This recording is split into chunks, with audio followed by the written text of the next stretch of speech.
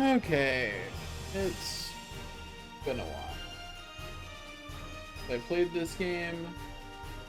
I'm tired, but I want to do this, so we're gonna do it. Yeah. I'm going to try to play or to stream some game somewhere every day. Stream some way somehow every day for the rest of September. If you can't tell, I'm sleep deprived. Existential dread's been getting to me, man.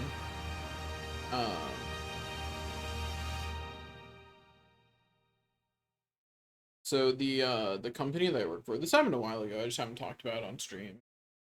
At least I don't think I did. But the company that I used to work for, used to, drastically downsized their workforce, which is not like surprising, but it is unfortunate. So I'm back looking for work in this job market from hell. So I've been experiencing existential dread. My mental health does not do well when I'm looking for work. I hate the process. I hate pretty much everything about how it feels to do. It is not. It's not an experience I like. It never will be. Frankly, I think the way that our society handles looking for work is fundamentally flawed and should be fixed. But hey, I can't fix it. I'm just a guy, and I have very little power over anything. So my sleep schedule's been like horrible. So I'm gonna play this, have fun with it, and hopefully feel better. Oh, look at all the cute pets. I'm already happier. It really is just that simple. You know, sometimes it really do just be like that. It's been a while since we logged in. We gotta pet all of them. They all deserve it. And then we give Ubechi an extra pet because I do have favorite. Oh no, not Sorbet. I said Ubechi. It's okay. We'll give Ubechi an extra pet. Because we do have tiered favorites. It is Ubechi, Sorbet, Cookie. That is unfortunately the order. I personally like dogs more than birds. But it's really hard to argue that the birds don't look better than the dogs in this game. The birds are adorable. Look at that.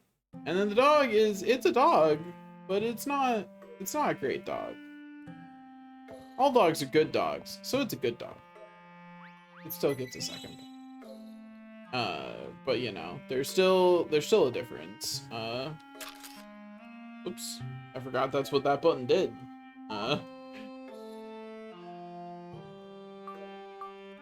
So I may fail at the controls a bit between sleep deprivation and having not played for a while, but I'm not gonna restart the game. We're just gonna roll with it. I've played the beginning of we're still well in the part of the game I'm very familiar with, so I'm not gonna restart. I don't feel like it. What did I want to look at in my menu?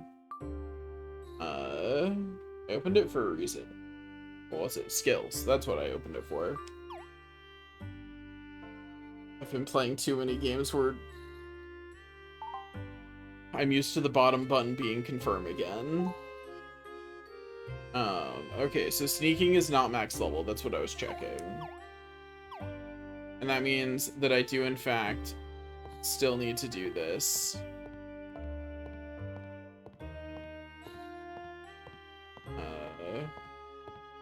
We'll walk along while that's happening. Okay, so let's look at... I keep wanting that to open the menu, and it keeps just taking pictures, man. Give me, like, 10 minutes to get used to the controls again. Okay, let's look at our licenses. Okay, so we were clearly getting everything up to Apprentice, and we've gotten Tailor up, but not Alchemist. Okay. Seems pretty simple. Is there a way that I can see my... Yeah, creations. Okay, I love that I can see these without... Okay, I did in fact do what I should have and got all of the fledgling level creations done. The only things not mastered here are the ones I learned when I became an apprentice. Which means that we can... Gotta sneak. It's not max level yet. Once it's max level, I'll never have to do this again. And by that, I mean, I've never been in a situation in this game where sneak was helpful. I don't know what the point of this skill is, to be honest. I assume there's gotta be a side quest somewhere that uses it, right? Or something? Like, it's a whole skill that just kind of does nothing. What is it? There's a game out there somewhere who's... I think it's one of the Rune Factory games. Where in the Rune Factory games, you can level, like, everything as a skill. And at least the one that I played. I'm not an avid player of Rune Factory. I played, like, 2 of these games. And I did not beat either of them. But the one that I played, I want to say 3 or 4. But the last time I played it was... Oh god, more than a decade ago. I'm actively turning to dust. But more than a decade ago, I played this game. And your stats went up the more you mastered all the different skills. And I really want to go back and play it again, because that is my type of grind, right? That is the type of grind that makes my little completionist soul happy. Because it means that running around leveling up all the skills is actually beneficial, and it makes me happy in a variety of ways. Okay, do any of these people have question marks that I have not already done? Plus it gives me an excuse to walk around and sneak more.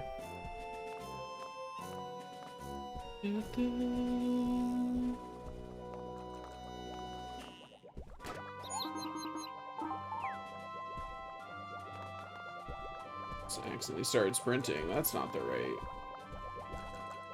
Okay, so Alchemist Workbench. Don't care about challenges. I will do them all accidentally. I will never have to worry about them. I am confident. I'm confident that will never be a thing I have to care about. Okay, so... Need a lot of heal weed. I don't know what store we buy that at, actually. But I'm confident there is a store we can buy it at. I just don't know where. So we need a lot more spring water than we have. Like a lot more. Being as all of the potions require it.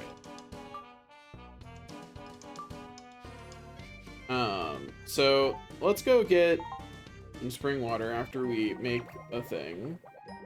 Just for funsies. Just to get that little warm up in, you know? And we'll go by like, I don't know, 200 spring water or so. That should be enough that we don't have to think about it, you know? Enough that I don't have to question if we have enough. That's the goal.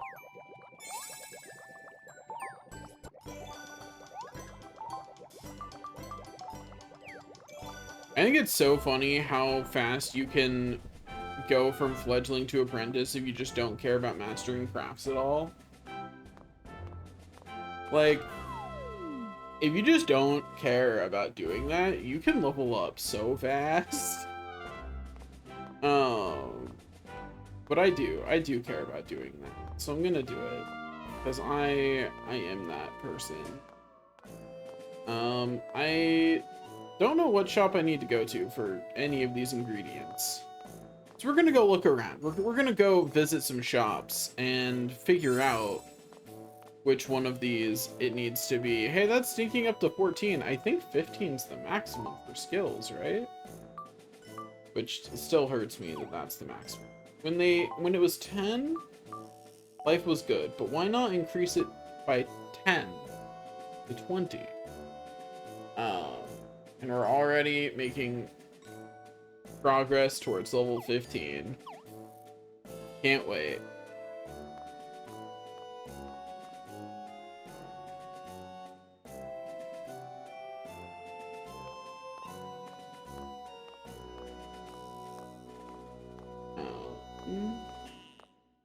Let's see.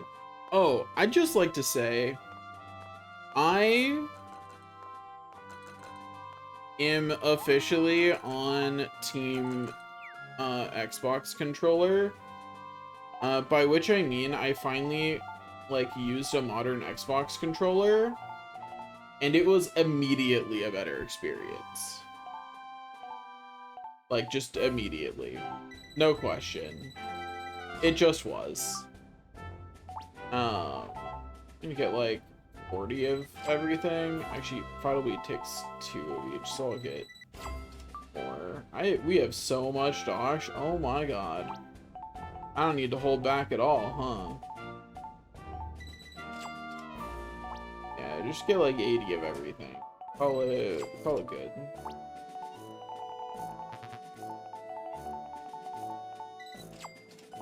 And we use spring water and everything, so we'll get 90 of it. Twice over. Probably need to use these for things. Like, who cares? Look at how much money we have. It does not matter. I always forget just how much money you get as a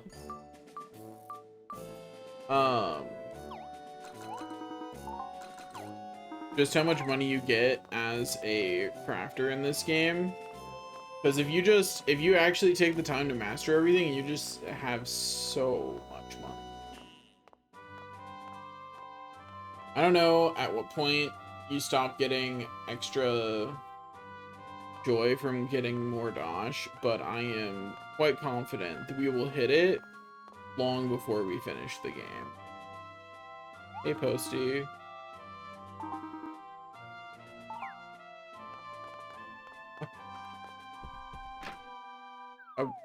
A post box just told me someone should write an opera on its tragic love life, and I'm not sure how I feel about that one, but go for it, buddy. Don't let your dreams be dreams. Be the opera writer that you need.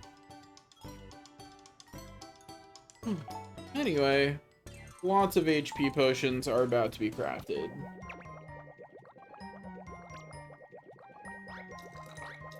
Yo, my sleep deprivation sees these timing ones, and I'm like, ooh, this actually feels a little difficult. I'm still hitting all the timings, but man, I have to actually, like, focus on it. Be like, ooh, no. Oh, no. Focus in on that.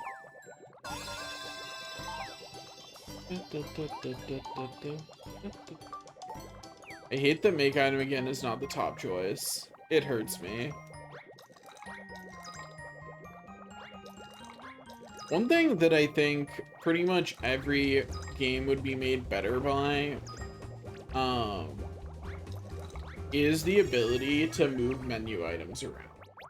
Let me edit my menus to the way that makes sense to me.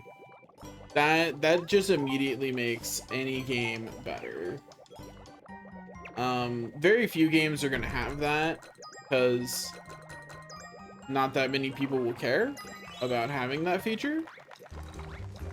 But man, do I love every game that lets me customize the menus. Like, just let me do it.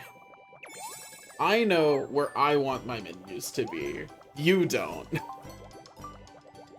You know? Like, because there's also, like, there's times when, like, it'd be nice to be able to move it for specific purposes in games. Like, right now, I definitely, absolutely want make item again at the top But there might be times where that's not true, and I would like it to be in the second position. You know, it depends. It depends. Like most things. But gosh darn it.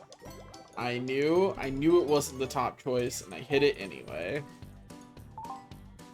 It's fine. It's fine.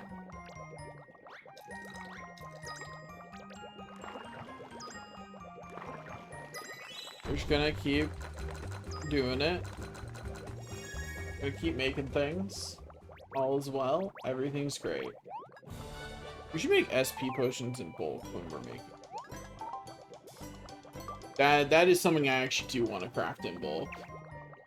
HP potions, I don't really care that much about crafting in bulk because, like, I should be leveling my healing magic anyway. So, you know, I don't need that many of them. But the other I would love to,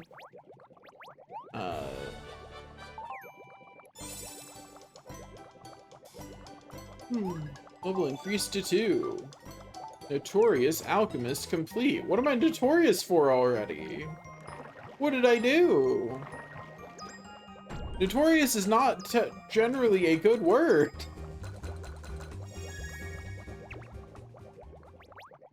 Notorious is a lot like infamous. You know what I mean? Like,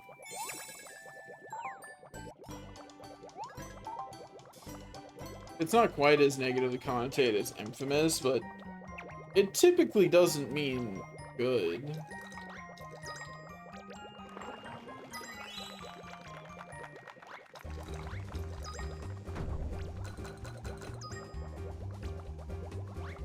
But yeah, I'm gonna be playing this game for a while. I don't know how long. I don't know if anyone will come watch today. It's a low energy kind of day, and I just wanted to play Fantasy Life. Oh, related to having held an Xbox controller in my hands, modern Xbox controller in my hands for the first time recently, I was playing Assassin's Creed 1. And had a great time. I didn't own the game when I was a kid. I borrowed it from someone, I think. So I borrowed it, so I didn't get to, like, get all the achievements in it and everything. So I went and did that. It was fun. Cursed Conversationalist as an achievement, though. If you haven't played Assassin's Creed, the premise of the first game is that you're reliving your ancestors' memories, and you have the main mode of the game, which is reliving your ancestors' memories. This is like being the assassin, right? And in between bouts of being the assassin, you get to play as the person who's the descendant that they're reading the memories of, right? And when you're playing as the descendant, you can talk to one of the characters at certain set times. And Conversationalist is an achievement you get for talking to her all of the times. And if you miss one, you have to replay the whole game. Missable achievements are the worst, man. I understand why they exist. And in some contexts, I don't necessarily think I dislike them. Particularly when they pertain to, like, a major choice. I think that ones like that feel bad, though. I also just think it feels bad that there's a lot of actually important dialogue that's locked behind that option. Which I don't super like. I don't like having, like, major bits of the story and the character backgrounds locked away behind stuff like that, especially if the game's going to later assume that I know it, right?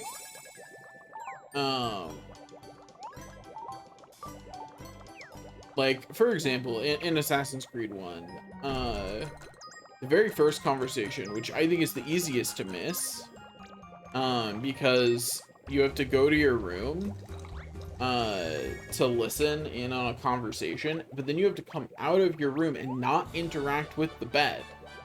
Despite why wouldn't you? It's a thing you can interact with. to get that conversation, and you have to wait out in the main room long enough for them to come out. And that conversation gives you like some major pieces of Desmond's backstory as a character, and makes the rest of the game like make a bit more sense. And it's like, why is that one optional though? Not just optional, but easy to miss. Like, that's very easy to miss. Mainly because you're in the space with the bed. And it's the only time in the game, I think, where that space, like, where you're in that space, and you haven't already had all the opportunities to talk to Lucy that you're going to get. So definitely the easiest to miss. Because if you're the kind of person like me who's just going around pushing buttons on everything, it's very easy to just push a button on the bed and then day's over. Because it's the first time you interact with the bed. You haven't interacted with it before. I believe. It's either the first or second time you've interacted with the bed. So it's very easy to accidentally go to bed and not realize that there was anything else to do at all. Go, there's auto mode unlocked. Now you just gotta get auto mode plus.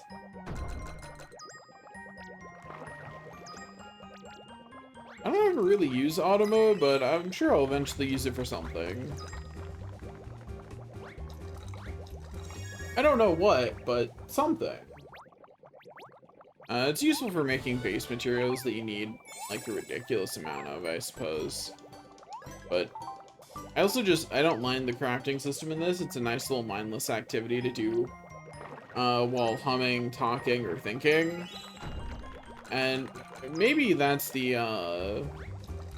undiagnosed ADHD that I may or may not have. I think it's pretty likely, but it could be something else. You never know.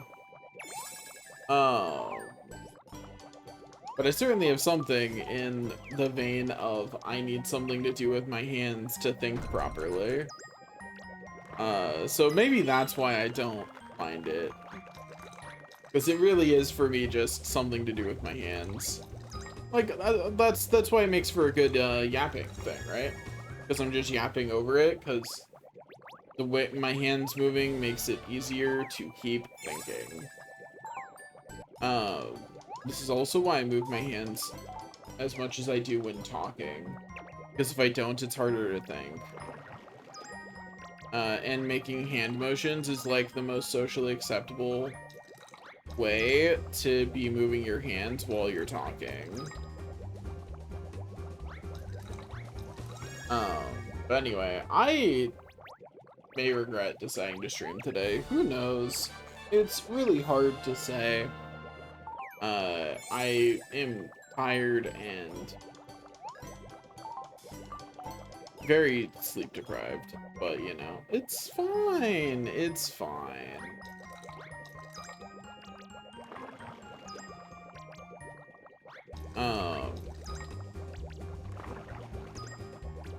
Let's see, what else have I done recently that's like fun and not me experiencing existential dread? That was almost the name of today's stream. That was almost my stream title today. My initial stream title was Chill Day for Existential Dread, and I was like, that's too depressing. Let's go with something a little bit cheerier.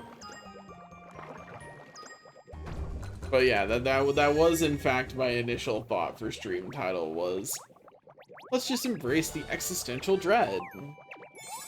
I'm fine though. I'm fine. I'm fine. It's fine.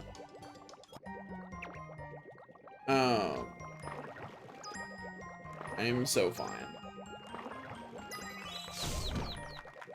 Whoops, held that button a little too long. I took a sip of water there, which meant I only had one hand on the controller.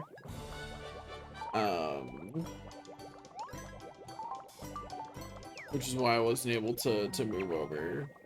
And why did I take a sip of water during the crafting and not literally any other time? Don't question it. Don't worry about it. I can be silly. I can make bad decisions. I do make bad decisions. This is patently true. I often make decisions that are less than great. One thing I really wish that this game did was somewhere on like the bottom screen or the results screen, show me my EXP on mastering each item. That would be wonderful. I would love it if it showed me that. I still haven't actually done any of the crafting in the new game. That's because I only played the new one for like a couple of hours. Yeah. Oh, this is something that I'm excited for next year. So, I might end up playing a lot of Wii games because I really liked the Wii. I loved the Wii, honestly. And by I loved it, I mean like I will stand and die and perish quickly on the hill that Skyward Sword with the Wiimote Plus was a great experience. I loved Wii Tennis. Like, the Wii is probably the Nintendo console that I think has been the best in my lifetime. Like, it really is, I think, quintessentially captured the space that Nintendo was aiming for the best and made it the most different from other things while still being made it more different from other consoles. Like, in the era of the Wii, no one asked, what's the point of consoles? They're just PCs. No one said that when the Wii was out. Like, when the Wii was a regular thing, like when that was like one of the major consoles, I didn't catch anyone saying, why do you even have a gaming console when you could just have a PC? And if people did say that, they were silly, because it was obviously a very different device. Now, really the main benefit is that it's more consistent. You know, with a PC, weird things can go wrong, because your rig, your PC is going to be different from everybody else's, and game devs are not going to test on every combination to find that weird esoteric bug that's only going to happen on one very specific hardware setup, and so will only happen to like a couple thousand people if it's a game that millions of people play. But they are going to test everything that a console, like every major console, right? By every major console, I really just mean every console, because like there aren't minor consoles anymore. I wouldn't even consider a Steam Deck a minor console. That's probably like the least impactful of any console I'm aware of. And yes, it did just call the Steam Deck not very impactful, and I stand by that. I think it's a cool idea. I just think it didn't actually change much in the space of gaming. Hey, okay, so on me having an Xbox controller in my hands recently, I recently got an Xbox Series X. Which I got for the major reason of I wanted to play Assassin's Creed 1. And I've been considering having an Xbox Series X for a while. You know, I got a PS5 close to when they launched, and I tend to pick up whichever one I don't get on launch towards the end of that cycle, just so that way I can play anything that's exclusive and just have a better idea of like which company did better with their last console by first-hand experience, so that way I can be a little more informed about which one I'm getting first next time. I think the only console I didn't do this with was PS4 and Xbox One. The Xbone. That's the only one that I didn't do this with.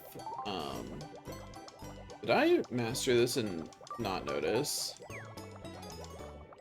I'm sure I've been at this a while. No, okay, just making sure.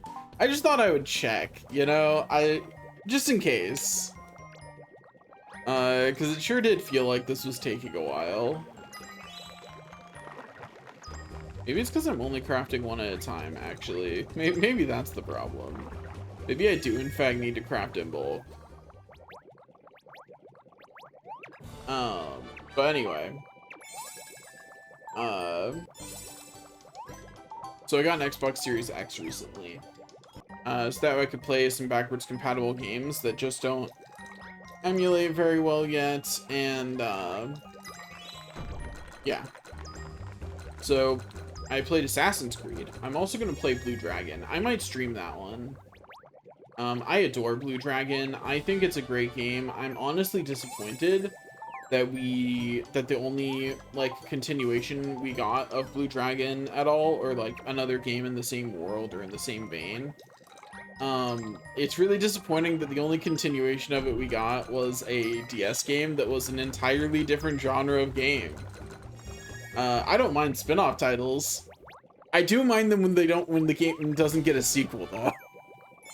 You know? When it gets a spin-off title but no sequel, I'm like, but you recognize it was popular enough to make a spin-off title, so why didn't you make a sequel? I wouldn't even mind if it was a sequel with all new characters that just like kept a lot of the stylistic gimmicks. Like, you could Final Fantasy this, or like Dragon Quest it. That's fine. I just really liked Blue Dragon and I wanted more. But that's another game that I've never like next. So maybe I'll play that on stream sometime. I adore Blue Dragon. I think it's a great game. I would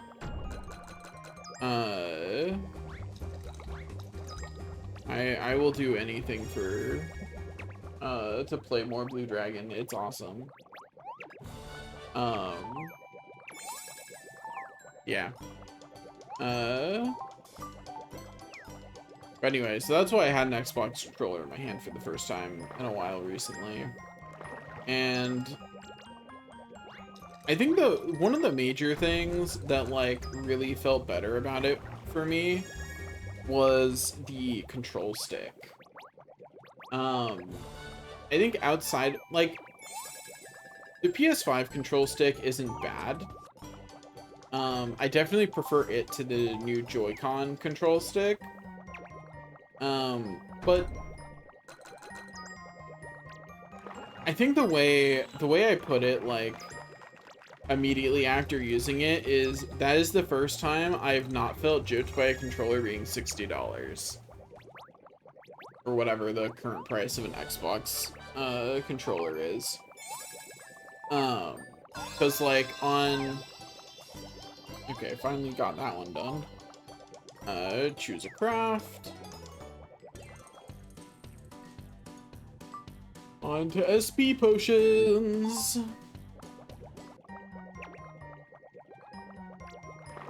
But anyway, what I was saying is,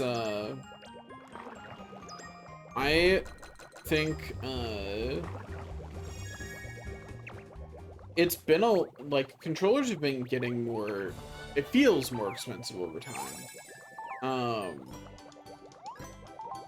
But it felt like they were getting worse, like, quality-wise. Like, it's been a long time since I had a controller that didn't drift.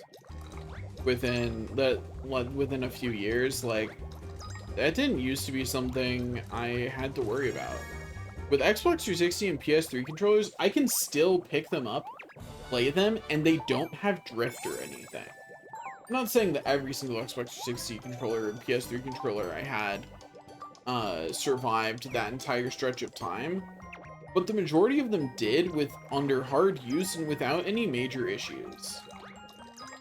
Like, they survived a lot of stuff. And then modern controllers are like, you used us regularly for 2 years? Better get a new one.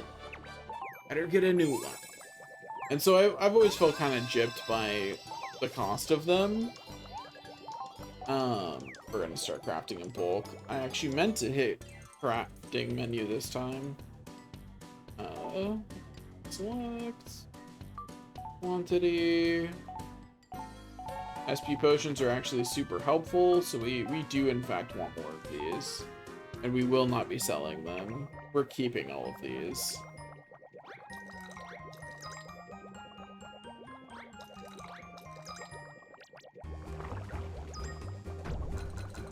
But anyways, what I was saying is, like, I think it's...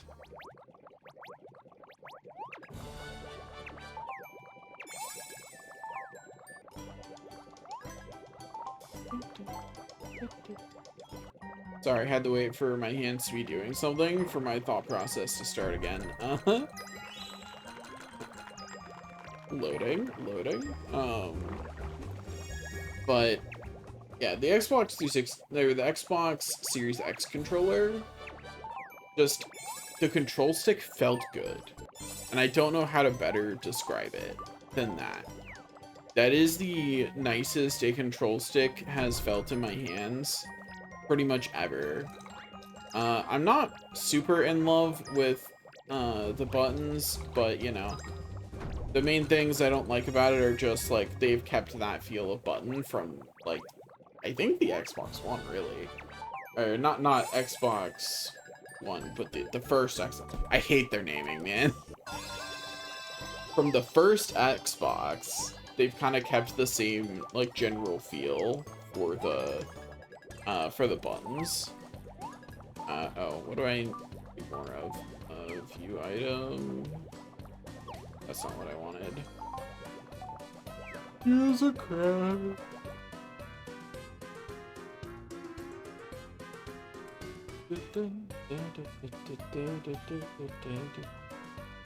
Okay, so I need more Vital Weed, and I will need more Spring Water. The rest of this, I don't feel like making in bulk all that much, because I don't need it, but making in bulk clearly does also fill the bar faster, so maybe I will. But so I need to go buy more Vital Weed and more Spring Water.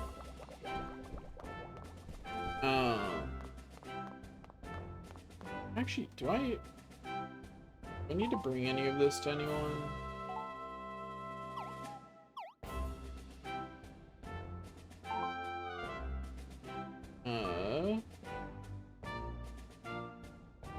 That's challenges. That's not what I want. Other requests. 5 cabbages, good quality charm, good quality hand beret. Oh. Oops. My bad. Animal things. 4 rainbow apples. Creamy milk. 5 pine logs. I already have those, so I just need to talk to this person. They're somewhere out front. Oh. Beat up some razor beaks. Get some more mustard. 5 pinches of poison powder. I believe clusters, superior sleep antidotes. I'll have those shortly. I have 3 Elderwood trout, apparently. Don't know how I got those. But, I'll go give them to the cat. I need to actually be remembering to be doing these side quests. You know, gotta not just forget about them.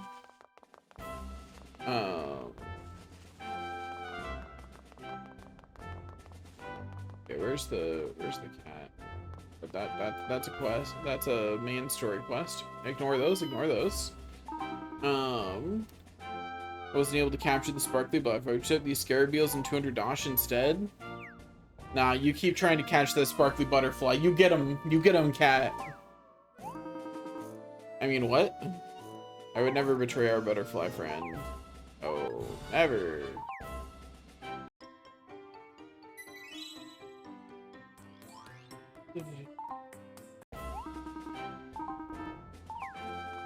Yeah, I'm sure you will. I'm sure you will, cat.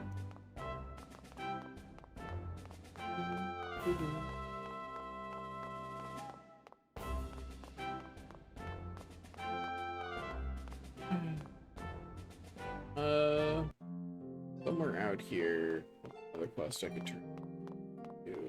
You want the poison powder? You? Yeah. Here you go. I can practically feel the flames licking my toes now. You don't know. Miss, do not light yourself on fire. Miss, that's not what the wood is for. Miss, I'm gonna need you to confirm that you will keep your feet out of the fire.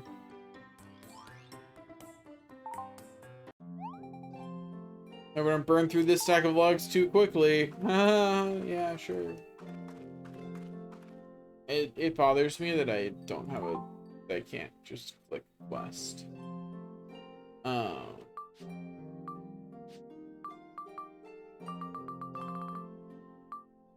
Okay, that's all the ones I can currently turn in. Good quality Highland Bray. I don't suppose I still have one of those.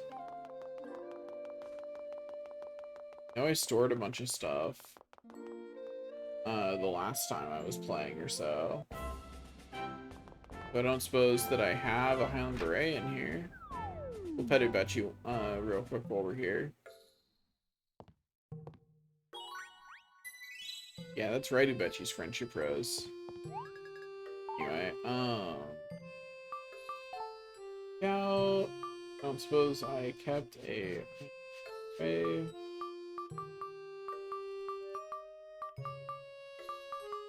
It looks like it's a no. Oh, bummer. Oops. Well, I'm gonna put that quest off. I'll do quest cleanup later. Right now I'm crafting, you know? Right now we're doing crafting cleanup, and we'll worry about the quests later.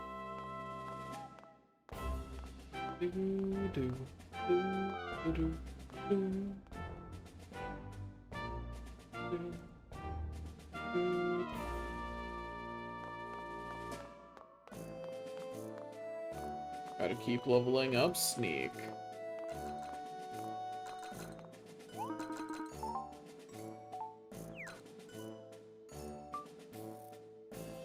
I think it's really funny how different of a reaction I had to most people that I saw online.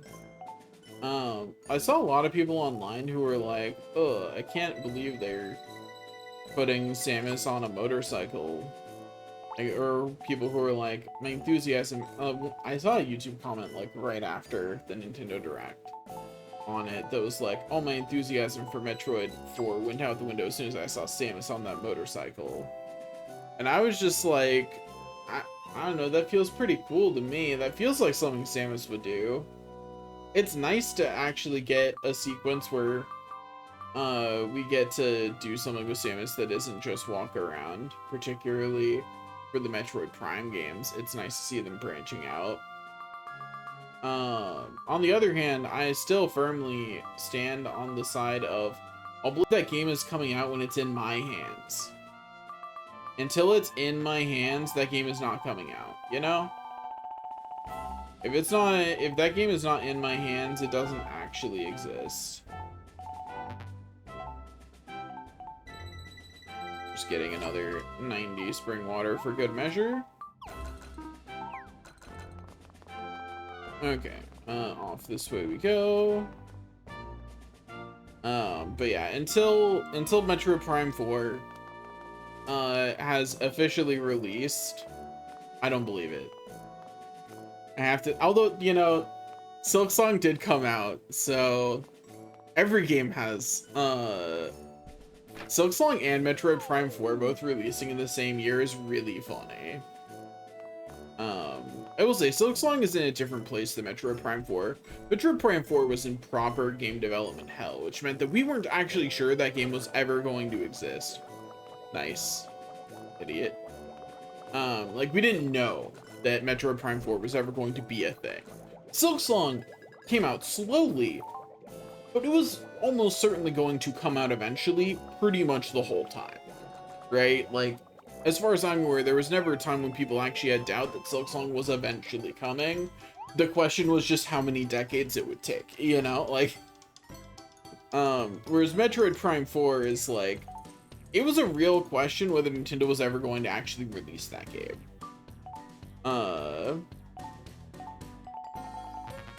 You know, like, it seemed likely that they would eventually, but, it'd been so long. It'd been in development for so long that it really wasn't, it did not feel guaranteed. And it's in that, development hellway where games just eventually get canceled. Or made into something else. That happens a surprising amount with games, where they'll be one thing, but then eventually be made into an entirely different thing. Jumping back to talking about Assassin's Creed, I found out recently that that's how Assassin's Creed came to be, apparently. It wasn't originally its own thing. Apparently it was supposed to be a Prince of Persia game, and eventually, through the development cycle, they were like, let's just make this its own thing, like, do an entirely separate thing. And call it Assassin's Creed. And, then they, made, probably, that's gotta be one of their, one of Ubisoft's, like, best franchises, right? Like, I know it's one of the only games I ever bothered buying from them anymore. Although I still don't buy their games on release. I got burned too many times by that. Nuh-uh. Not gonna catch me buying an Ubisoft game day of. Ever again.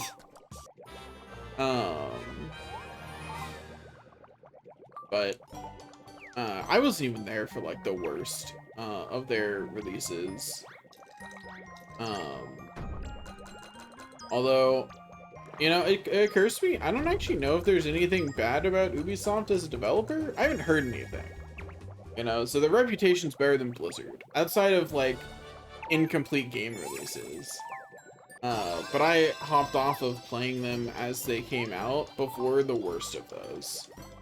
By which I mean, I stopped playing Assassin's Creed after 3. I bought 4 in the next couple of games, but I didn't actually get around to playing them at the time they came out, right? Or anywhere near it. So I just heard about those things. And about how much worse they got with that. But, like, I feel like that's probably the only bad things I've really heard about them. Is that they don't always release complete games. Which is weird, because, like, it feels wrong. And it makes me feel like I might be forgetting something. But Blizzard and EA are usually Blizzard, EA, and Nintendo are the ones who take all the bad rap. And Microsoft. Although Microsoft usually does it from, I think this is really a weird thing. I still perceive Microsoft as kind of an outsider to the gaming space. Which is weird when you think of, like, the Xbox has been around for so long, and I think it's because Xbox is fundamentally just a piece of what Microsoft does, right?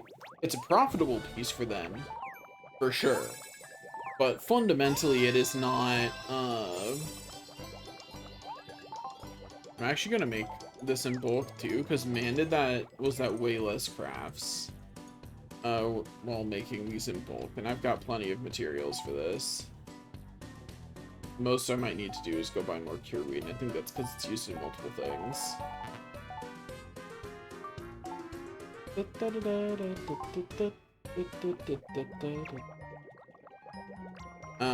But I think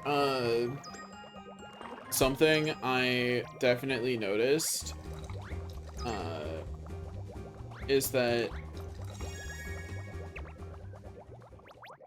I definitely view not just Microsoft as an outsider, but like I think it's because it always felt like they took a relatively hands-off approach, where they only ever really interfaced with the gaming space through intermediaries. Like, right, like Microsoft has a lot of influence in the gaming space. They absolutely do. But it's rarely coming from Microsoft. Outside of how they handle the Xbox console itself. You know, they bought other companies, and then what those companies keep their brands and everything, right? So their influence comes through those other brands. Whereas it feels like Sony has more of a presence. Then obviously Nintendo has by far of the console manufacturers the most presence within the gaming space proper, right? It's not close. And that's because, you know, they also make some of the best games. Like, Nintendo makes consoles to sell their games. You know what I mean? Like, for them, console making has become about making something to make the games they want to make of them. Certainly that's what the Wii was, right? Like, almost without doubt. But like, I think like Nintendo is much more of a game developer than they are a console manufacturer, at least in my mind, right? That's certainly my perception of them, is that they're more of a game developer than they are a console manufacturer. They manufacture consoles to make their games on, not the other way around, right? And I honestly like, let me put it this way. I don't think anyone would care. I think this would be a bad idea for Nintendo because their games sell consoles. But I think Nintendo could completely step out of the console space one day, and it would not change people's view of them as a company all that drastically. It would change it by a bit, but not really all that much. Whereas, like, if they stopped making games and started just making consoles, no one would support that. Like, the consumers would not support that. And that's what I mean when I say they make consoles to sell their games on. They don't make games to sell their consoles. Like, there's very definitely, they are more of a game developer than they are a console manufacturer. And yeah, I need to go buy more cure weed. Okay, oh,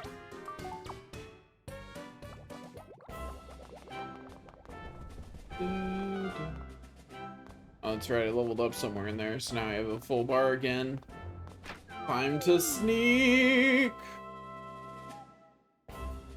Sneaky, sneaky, snack. We are the sneaky. Gonna sneak our way around. Definitely not at the speed of sound. It's okay, this skill will be maxed one day soon, and then I never have to push this button again. One day, I believe. I'm complaining about the skills in this, but that is actually something that, like, I don't like about the new game. I like having things to grind. It makes me happy. You know, like, give me things to grind.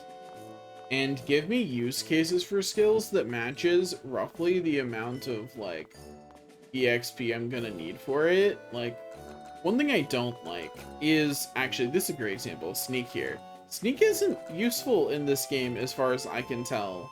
getting the jump on monsters doesn't really ever help you. We're never asked to be stealthy. Oh, hey, there's another quest over here.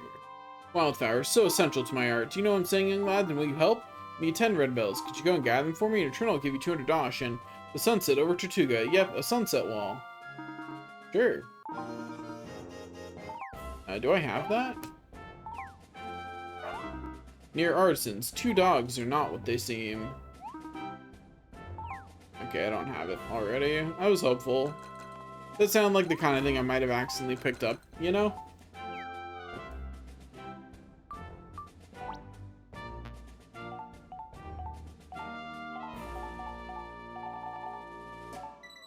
Get 90, and then get another 90, because I know not the meaning of doing anything but hoarding. The main reason I'm not... Okay, I want to say this. If I was rich, I would have so much more stuff. Because the main reason I don't like having more stuff than I do is because I don't like cleaning, dusting, and all of the maintenance, right? I don't want a figurine collection because I would be collecting dust, you know? And this is why, like, I actually really like, I was playing Wind Waker recently, before I played Assassin's Creed, and I really liked the Nintendo Gallery. I never did that as a kid, because the last time I played Wind Waker, I was like 10 probably. But I really liked the Nintendo Gallery because it gave me figurines that I don't have to clean. And yeah, they're in a game, and it's not as cool as having real figurines. But there's a reason I only have, like, I have an Assassin's Creed 3 figurine, and a couple Mario and Luigi ones, a couple amiibos, a Final Fantasy 14 figurine, and that's really it. I don't think I have any others.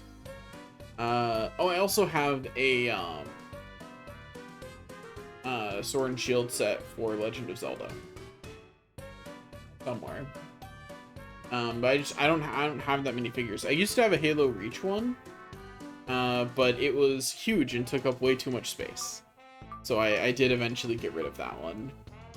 Not because I didn't like it, but just because I don't have the space for it. But like, I think that's something that's interesting to realize about myself is I don't like having stuff, but I don't like having stuff because of the maintenance it takes to upkeep it. If I didn't have to do any of that maintenance myself, I would totally be down to have more stuff. I would be so happy to have more stuff if I didn't have to do the maintenance. For it, I would be down. But because I do have to do the maintenance for it, I have not gotten more stuff. So yeah, it's fine. I think, you know, my pocketbook appreciates that I don't really have all that much of a desire for more stuff. It does not appreciate my desire to collect games digitally these days, though. Like, for example, when I got the Series X, Ubisoft happened to be having a sale, and I now own a digital copy of every Assassin's Creed game. I will pay for convenience, and that's fine when I have the money. I made enough money during the time that I was working this year that, like, I'm fine through the end of the year, and realistically, I'm fine through most of next year, too. But man, I sure would like to be employed again, so that way I can have, like, savings be going up, right? You know, the hope of having a house one day, you know, things like that. Being able to afford kids within the next decade or so. Although I still have to find someone with which to do that, probably. Yeah, I'm all over the place, both in what I'm talking about and in, what I want to do. I'm coming to realize that I'm a very contradictory person when it comes to, like, what I want. And I think part of that's the burnout, part of it's, things not working out, like, it happens. I don't know. I'm tired and talking in circles, but hey, if that's not what you're here for, why are you watching me at this point, honestly? That is... I'm occasionally funny, and then I talk in circles about random things. I just let the ADHD flow. I just realized that probably the biggest reason I should get diagnosed is because of that. The way that I yap very much reads as ADHD. I think if I heard someone else talk the way I do, I'd look at them and be like, you should get diagnosed. Like, why haven't you? Like, not as in, like, people need to be diagnosed, but, like, ADHD is one of those things where, like, you can actually try treatments. You know, and it's also, it is good to know what your situation is and have it confirmed. Like, I knew so I did a lot of healthcare related stuff this year, which means that once I get through my backlog of everything, I will probably be looking into actually getting an ADHD diagnosis eventually. Too much to do, man. But anyway, so I was doing health stuff this year, and my energy levels have been really low, starting from like sometime last year. It's a little hard to pinpoint exactly when it started getting bad, because it wasn't like I suddenly woke up one day and was just tired. It was a more gradual energy decline than that until I went, this did not used to make me this tired. What's wrong? You know what I mean? Frog being boiled situation, right? And eventually, I was like, okay, I feel super tired, and I know what the health problems are likely to be, because literally everyone in my direct family has these things, right? Like, I know what it's likely to be, and I know what my symptoms are. And I'm like, I've seen these symptoms in family members before, so I know what it's likely to be. And yet somehow having the official diagnosis still made me personally feel better. And I don't know what to do with that information, but I do think it's interesting that despite very clearly, like, definitely knowing in my heart what the way that I was, right? Despite knowing that, it still helped to have that official confirmation that no, you're not making it up, you're not insane, you are experiencing these things. And maybe it's just because I'm used to being gaslit, which I think is weird. It's something I think about a lot recently, is like, why do I have so much self-doubt when, like, no one I've ever really hung out with all that much has ever, like, gaslit me? Like, I'm fairly confident that's not a thing I've experienced, or I've blocked it out very, very thoroughly. Like, I've never been in, like, I've been in toxic, like, relationships I would say were toxic, but none that were abusive. They were toxic in the, like, we don't communicate well ways, and and that kind of stuff, right?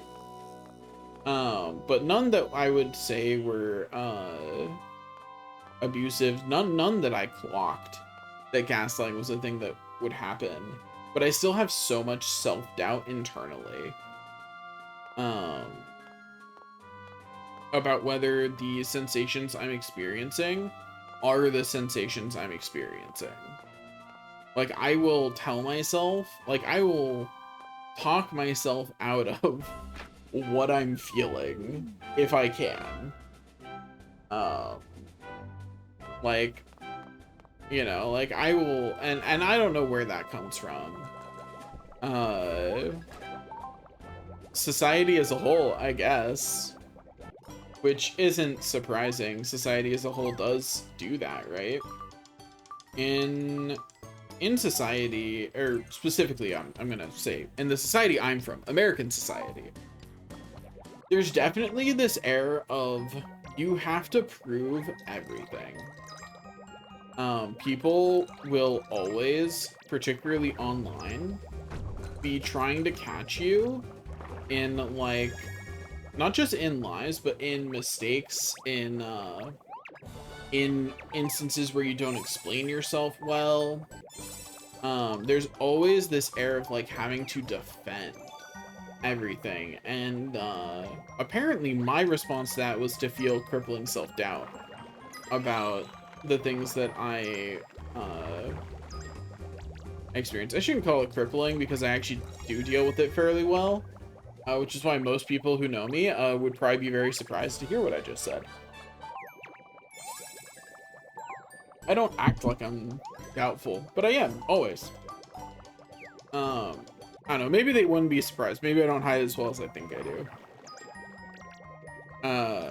But, you know, I very much don't often talk about how I'm feeling. This is actually one of the reasons I try and be more open on stream, is because it's practice, right? Of being at least more open about things that I don't need to be closed off about.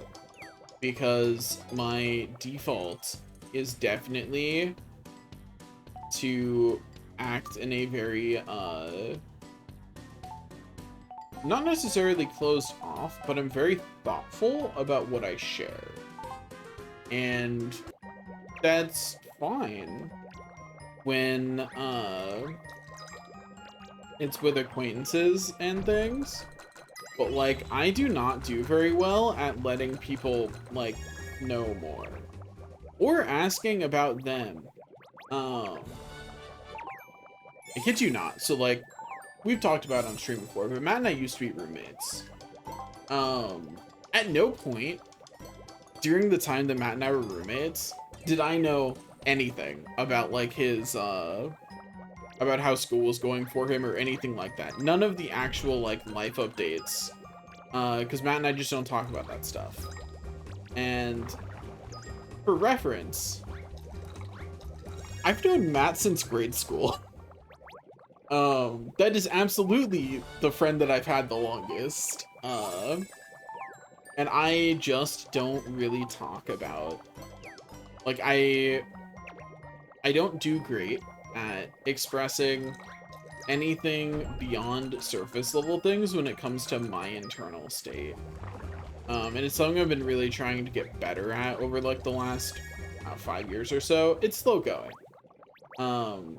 Because it's hard, right? It's hard to change how fundamentally guarded you are, and this is probably, or at least partially, a toxic masculinity thing too. Right? Like, it is. There's a reason I felt like I shouldn't share that kind of stuff, right?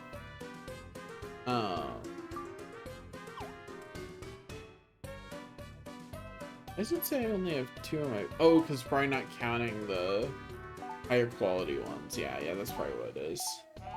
Also, I did not mean to exit out. Life is hard. Life is hard and no one understands.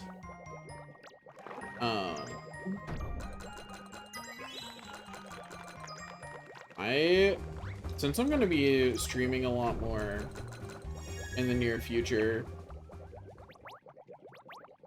Oh, I should talk about why I'm streaming more in the near future. So, I've been job searching again. I kind of got distracted from talking about that. So I've been job searching again, and man, it does not feel like it's going well. And in this economy, I'm not sure it will. You know what I mean? Like, I do not have confidence in this economy. And that means that, like, I'm gonna keep applying to work. But it means I have some more free time to see if anything else will take off. You know? Because, like, is full-time content creator a job that I'm confident being able to do well? Or one that it's not is my top choice? No, to both counts. Would I do it? At this point, I think if you asked me even like 2 years ago, I would have said no. Because it didn't feel like something I could do, or something, and it felt like something that would drain the life out of doing things for me. But frankly, at this point, I have so many games I want to play, and so many things I want to stream, that I would be down to do this full time. If it ever happened, right? Yes, I am playing Fantasy Life again. Do you want me to keep calling you Guy on stream, or do you want me to start calling you some variation of Blue Brownie Batter, by the way? I keep forgetting to ask since you changed your name on here.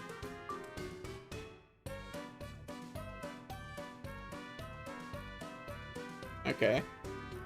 You need green gel and animal droppings for... Why are there animal droppings in this bomb? I guess as it's a fertilizer bomb? That's metal. It'll be changed back soon. I see. I need to go see where I can get green gel and animal droppings.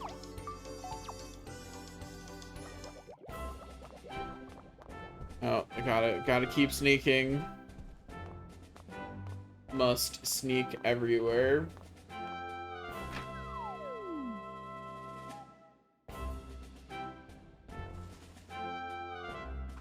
Probably. I don't know well enough to identify it, but I wouldn't be surprised.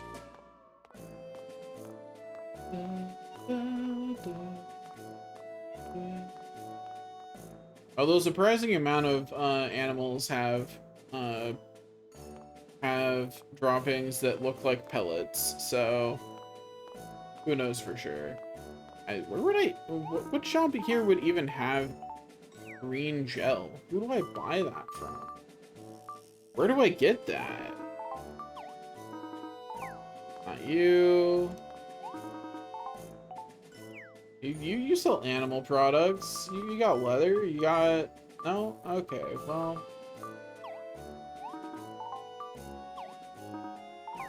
I'll be very surprised if it's at the gym, if it's at the ore shop, but like, it could be. You never know. I don't know what green gel is made out of. It could be made out of some kind of mineral that's just ground up and mixed into a gel. Yeah.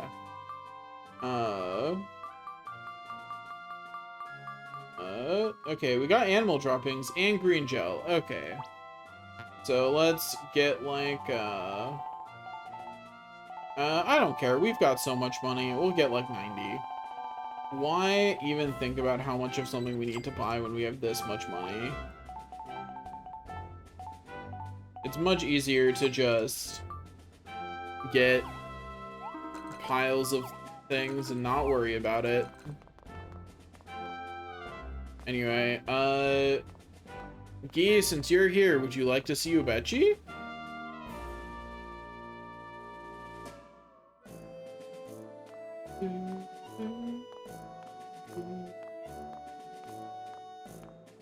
Okay, I will sneak up on Ubechi.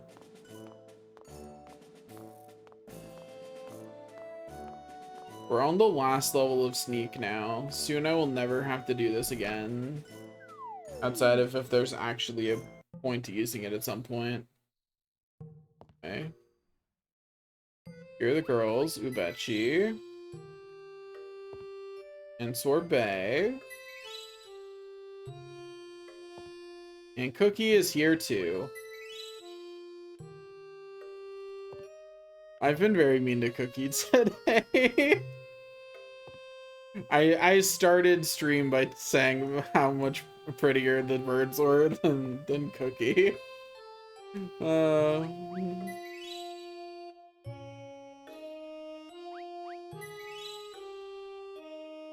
Dogs in general are my favorite. I don't like the art in this game for dogs. This is the best looking dog in the game, but none of them look good.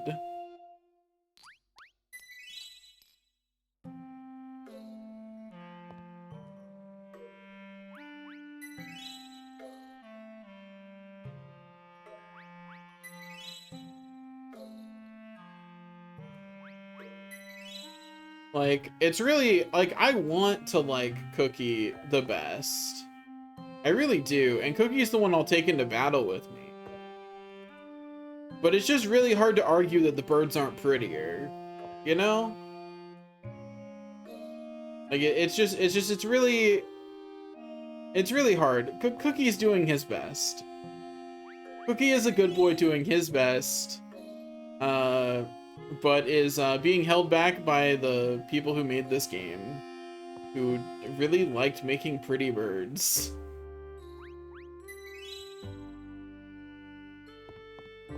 Okay, we have pet the animals enough. Back to crafting. That's right. My stuff regenerated while I was crafting, so more sneaking. Yay! Wahoo! Sneaky sneak. I've been resisting the urge to check how close we are to mastering sneak. More than halfway there on the final level. We'll get there soon. One day soon we'll be done with sneak. Our sneaky sneak days will be done. They'll be over with.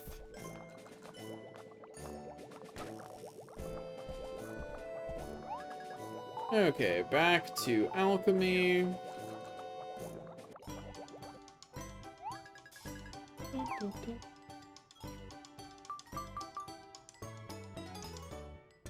Okay, oh, I should have bought more minty ore too. Oh well, I'll make as many as I can.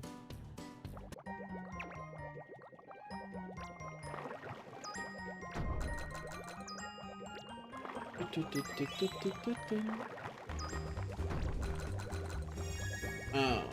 Anyway, let me try and get back onto the ramble that I was talking about. Nope, it's not coming. Oh well. I'll find a new topic soon, I'm sure. Yeah. Bombs away!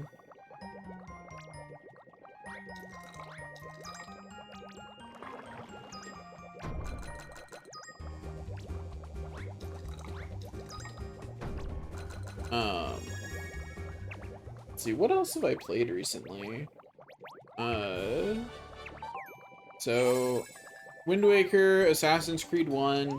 Okay, I'm strongly considering whether I should play the Assassin's Creed side games or not, because they vary wildly in quality. And the first side game, the one that's the Altair prequel, the prequel to Assassin's Creed 1, is by far the worst side game in the series.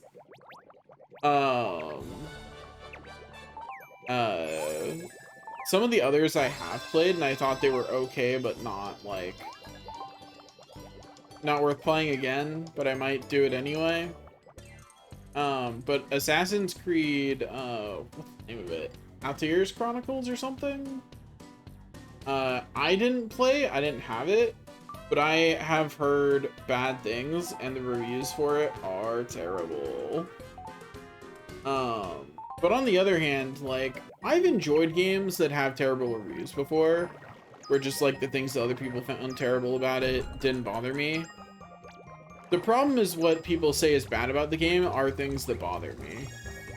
You know, because they're like, it's janky and you can die through no fault of your own. And like Assassin's Creed 1 the game, like the main game, already had that issue. And a side game that has that but worse because they adapted it to a DS does not sound like something I want to experience. Does that mean I won't, though?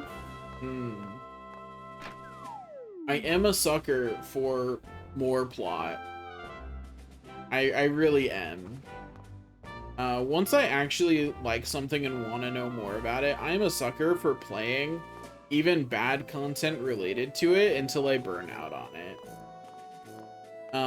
And this is why I've collected almost every chest in Breath of the Wild.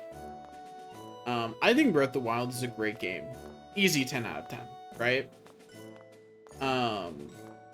I certainly would never rate it anything below a 9. I do not think 100%ing Breath of the Wild is a good experience. And I say that despite being very close to finally 100%ing it.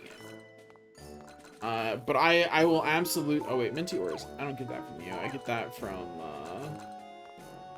the ore person over here. Whoops. I almost did something silly. Give me your Minty Ore. Your Ore of Mints. Just give me like 80, thanks. But yeah, I think like there's some games that just aren't good to do certain things with, but my obsession is such that I will still do them even if I'm not having fun doing it. Because I am, just in a different way. Like, it's not quite correct to say I'm not having fun. It is correct to say that my fun is coming from completion, not from playing the game itself. So I may end up still playing the Assassin's Creed side games, including the ones that are bad, for completion, even though I know I won't have fun playing the game. Yeah. I think this is a weird thing that I've always known that I like doing those kinds of things in games, but I'm getting better at articulating why. That it is just I'm getting the fun from a different place. Like, the enjoyment is not coming from enjoying playing the game. And this is the same way that I am about, like, Final Fantasy XIV. And it's why I will play every crafter. It's why I'll do all these kinds of silly things, because whenever I'm obsessed with Final Fantasy XIV, although I've not played that game in like a year at this point. I'm sure I'll eventually get back into it, probably around the time the new expansion drops. Like, I'll probably catch up a bit before the next expansion, and then play the next expansion. And if I like the expansion, then I'll keep playing. We'll see.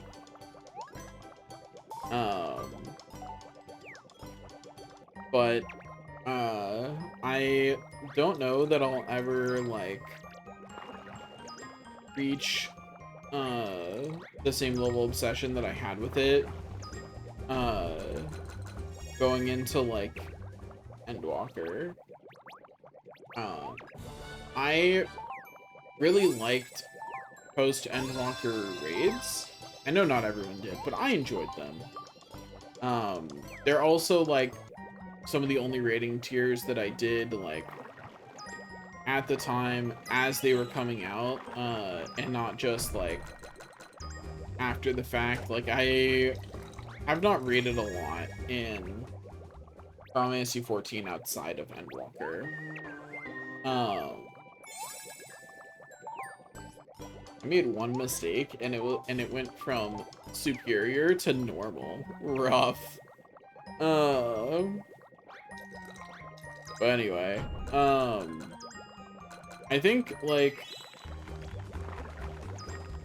fundamentally, the reason Final Fantasy XIV is the MMO that captured me, and the reason I like WoW Classic, is because I like having that overarching narrative, and what am I out of? Oh. What did I not have enough of? Minty Ore again? Okay. It didn't get enough of it, apparently.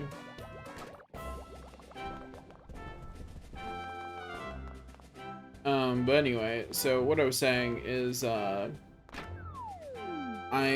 really like an overarching narrative that works for me, or like a bunch of smaller narratives that I can be interested in. With World of Warcraft, it was more the smaller narratives that caught me, not the bigger overarching ones.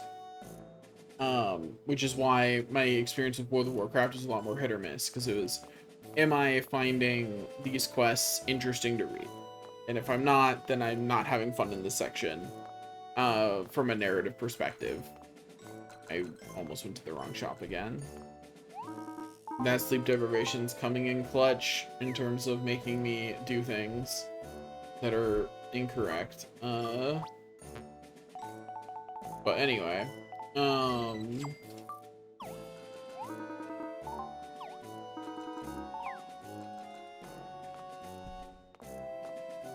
what was I going to say?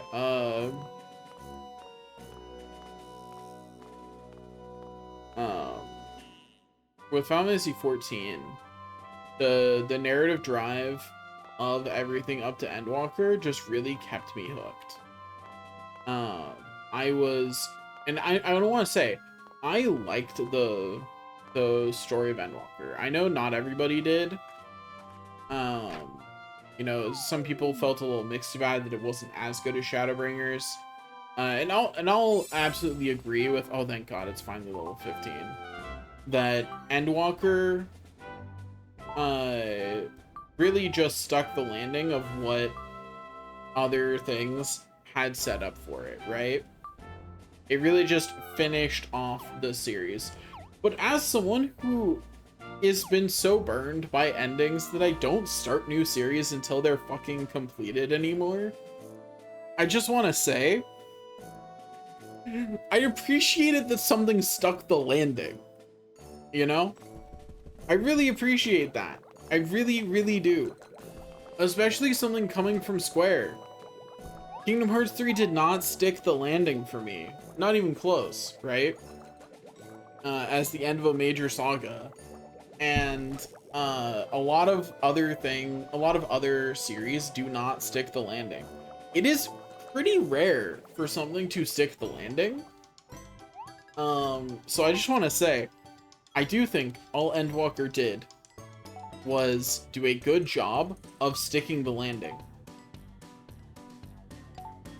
But that's pretty exceptional, considering how many things do not.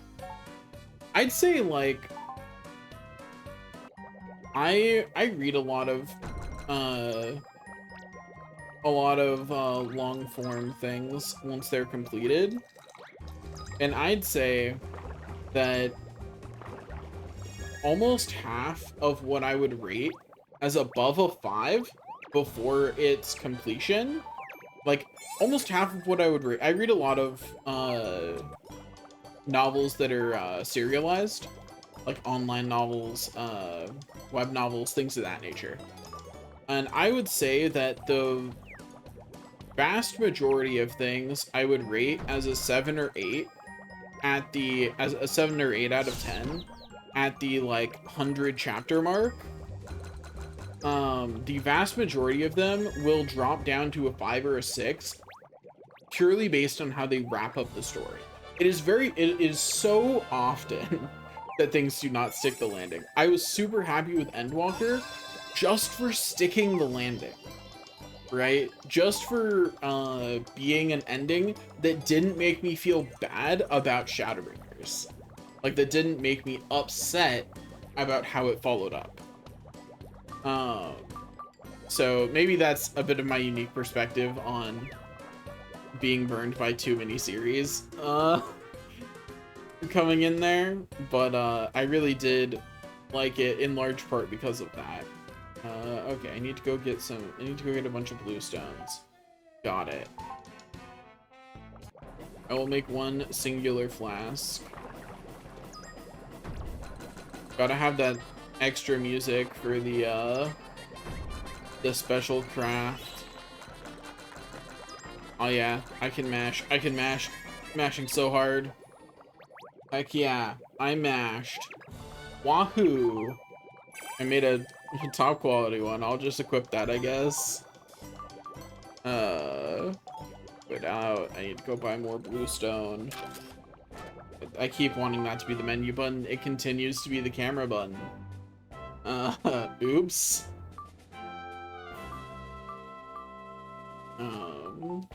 Here.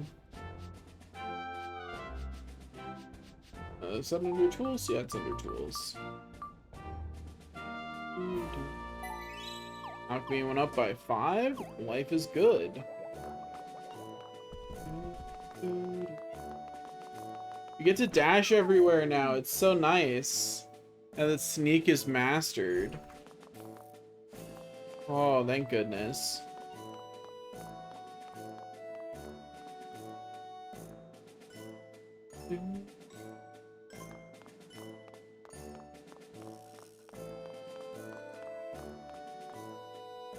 Just blue stones. Or shop?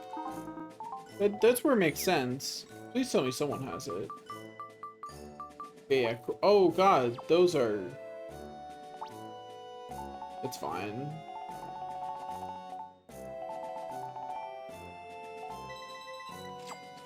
I do hope that that these sell for a decent amount though, because that's not cheap.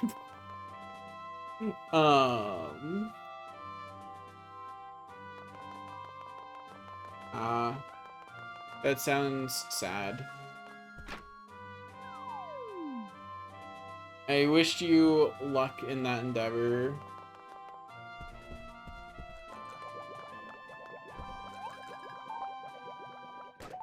And hopefully they will find a new family.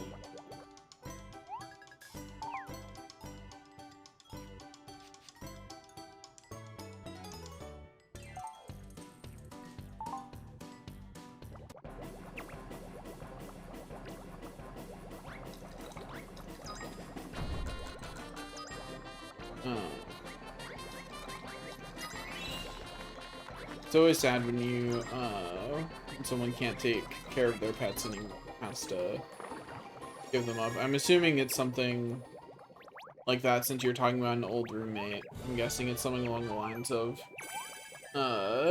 she can't take care of them where she's going or something like that.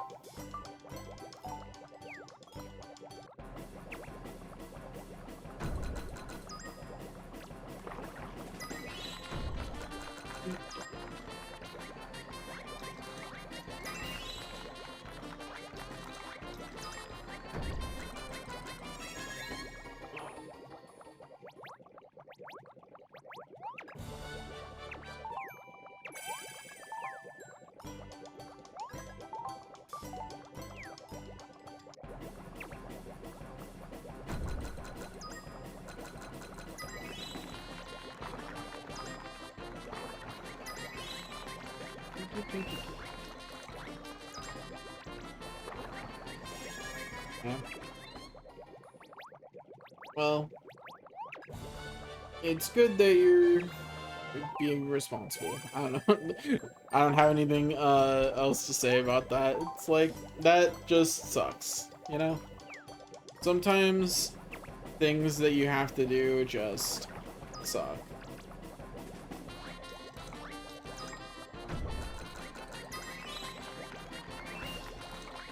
There's not really anything that you or anyone can do about it. Sometimes life is hard and no one understands. That is unfortunately part of the human experience. Did I just get a medicinal alchemy level from making a flask? Huh? Medicinal alchemy is the skill this is associated with? Really?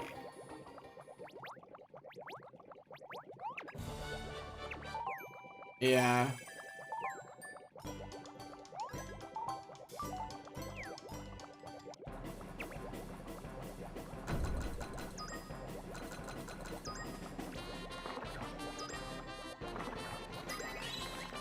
It is very unfortunate that your body does not like pets as much as you do.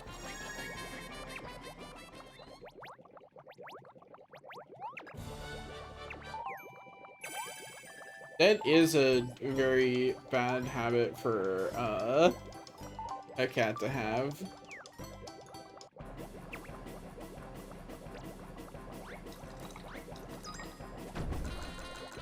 And it is super hard to train an animal out of those things if they've learned them for long enough.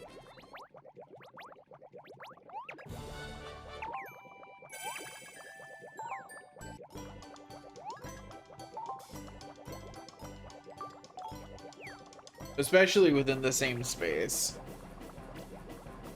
It's somewhat easier to teach an animal new rules about a space when they're moving to a new one.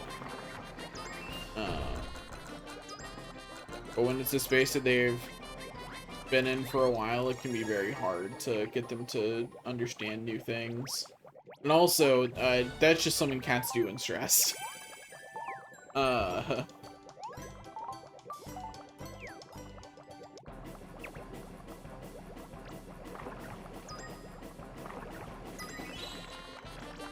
I played the first couple hours of it when it came out, and then I have not played it since. So that way I can finish this one, which I will do eventually, one day. I'm getting there. I've almost got Alchemy up to Apprentice, and that's the last life I need to get up to Apprentice. Okay, so a bunch of suspicious objects and a bunch of leather string. Okay, I can do that.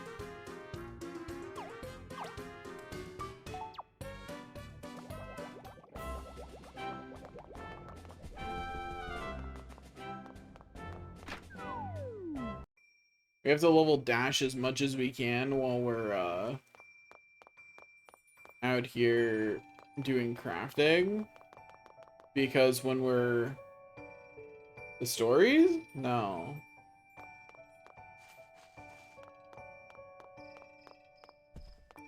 I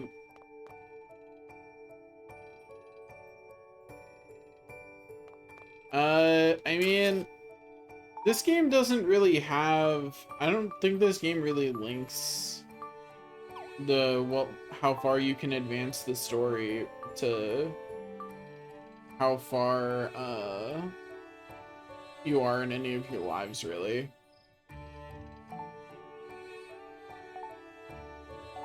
Like, at least as far as I can tell, there's no super clear indication of how far I should be in the story versus what my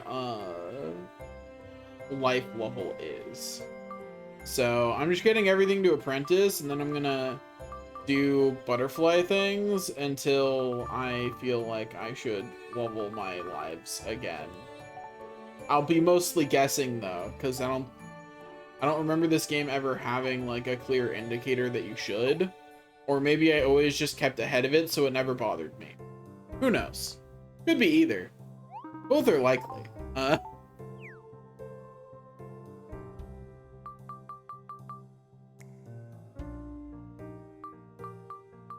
mean, probably.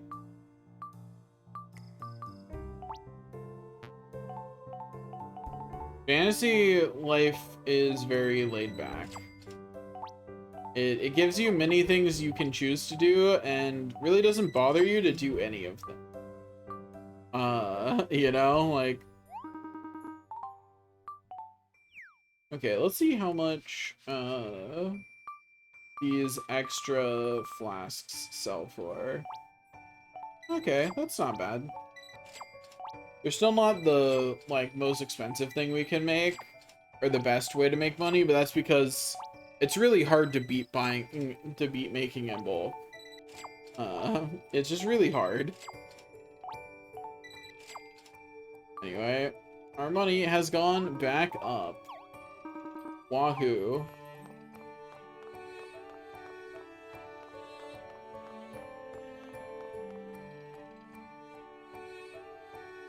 That is unfortunate.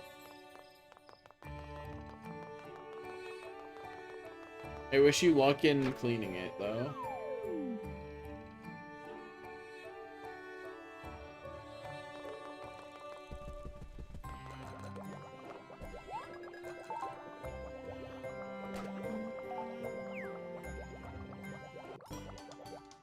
One of these days, I really do need to play the Rune Factory games. Every time I think of, like, how much I like skills in these games, I'm like, I've heard Rune Factory. Oh, I forgot to buy leather string. I'm such a fool. I actually need leather string for a lot of these, and some animal things. Yellowstone and Castle Copper, so... Animal claws, fangs, leather string, Yellowstone, Castle Copper. Hopefully this time I actually remember to get everything. I could make a list, but I'm not going to. We're just gonna hope I manage, you know?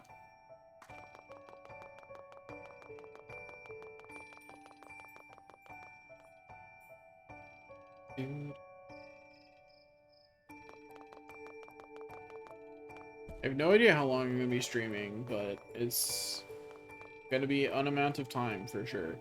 Animal thing and animal claws, I believe are you. Yeah. Animal claws I need less of. We'll just get like 20 of them. That should be fine. Animal fang I need more of. We'll get like 50 of them. Especially since I know I'll need some for another quest. Related note, I can turn that quest in now. Leather string's gonna be the cloth seller, I think? No? Uh-oh. Who do I get leather string from then? Okay, cool. I can get it here. All is well. Anyway, I've now stocked up on leather string. Now I need Yellowstones and Castel Copper.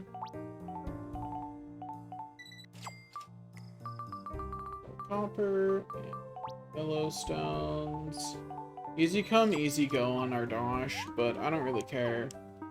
I'm not gonna even think about Ardosh until we're below 100,000. And even then, I can always pump it back up real quick by making some random thing in bulk that's easy to buy a lot of ingredients for. Like it is very easy to make Dosh in this game as long as you have at least one crafter leveled. Preferably a crafter who crafts consumables, because there's something you can craft in bulk, and because things you can craft in bulk you can sell in bulk, and that speeds up the menuing quite a lot. Okay, time to make some charms. I'm gonna be charming.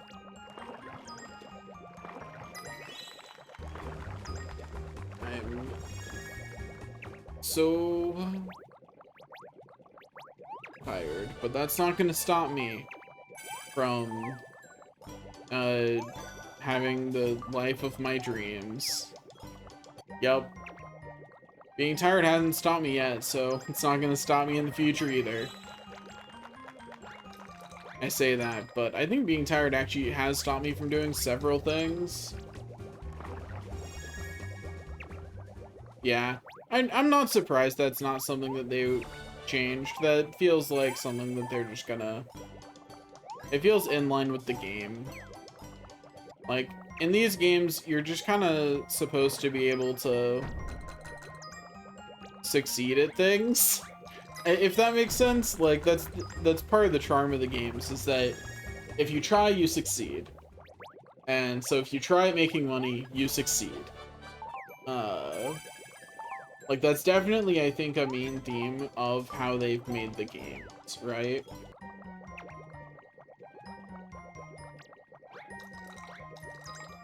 That's interesting, because I think Cook is great in this game.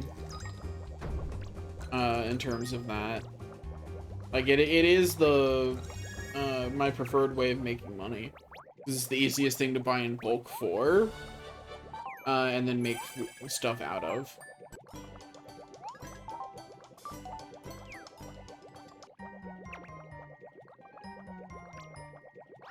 I will keep that in mind.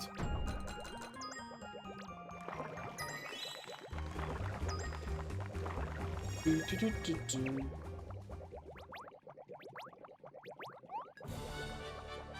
Da, da, da.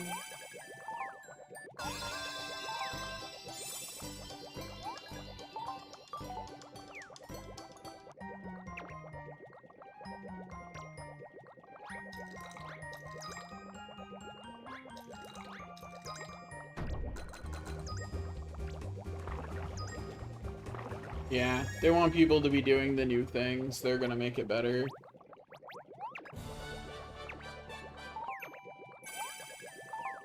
Yeah.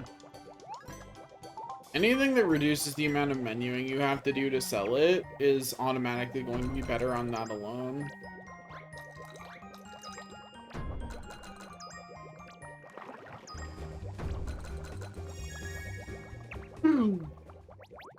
Excuse me.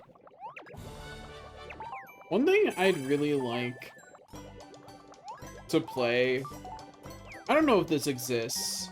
If it does, I haven't heard of it. But I just want to play a game where different crafting or different crafters actually have like varied crafting, you know?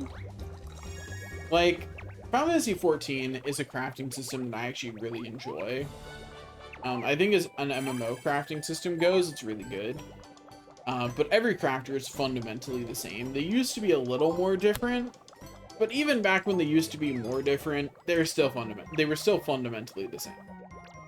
And in this, every crafter is fundamentally the same. But man, I'd kind of like it if they just had entirely different mini games. I think I'd like playing a game where every crafter just had an entirely different mini game from the others. I think that'd be fun.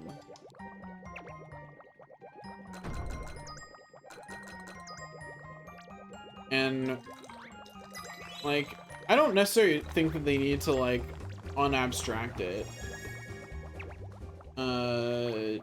You're gonna have to be more specific. Overgeared? That's the one that we read together the most. And yeah, Overgeared is like that because it's supposed to be a VR game, right? Virtual reality game. So like,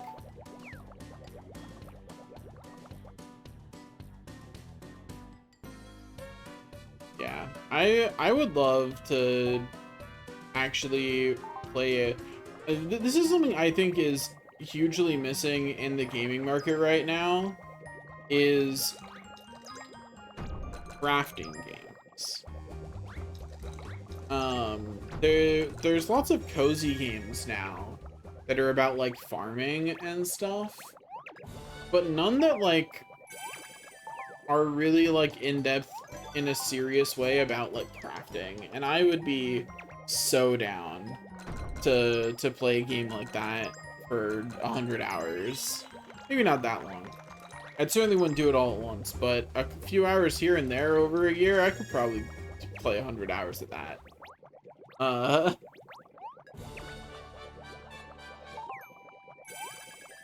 mean, yeah, that is one of the reasons I play the Atelier games, is because they're about alchemy. I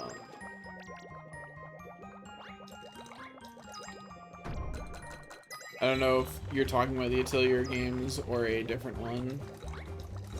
The Atelier games have a problem of being a Gust game. By which I mean, they can be a little uncomfortable sometimes. Some of them, like Atelier Sophie, I don't think has any of that kind of content, and is just a fun time. Okay, some examples of the way Gust games can be uncomfortable. A character unironically says 14 is the best age for women.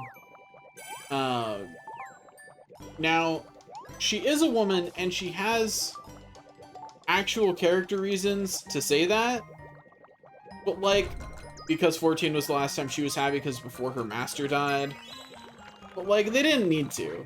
They didn't need to. The writers wrote that, and they did not need to. Like, yeah, it was very much an unnecessary thing to write. There's a lot of, in that branch of the Atelier games, Gust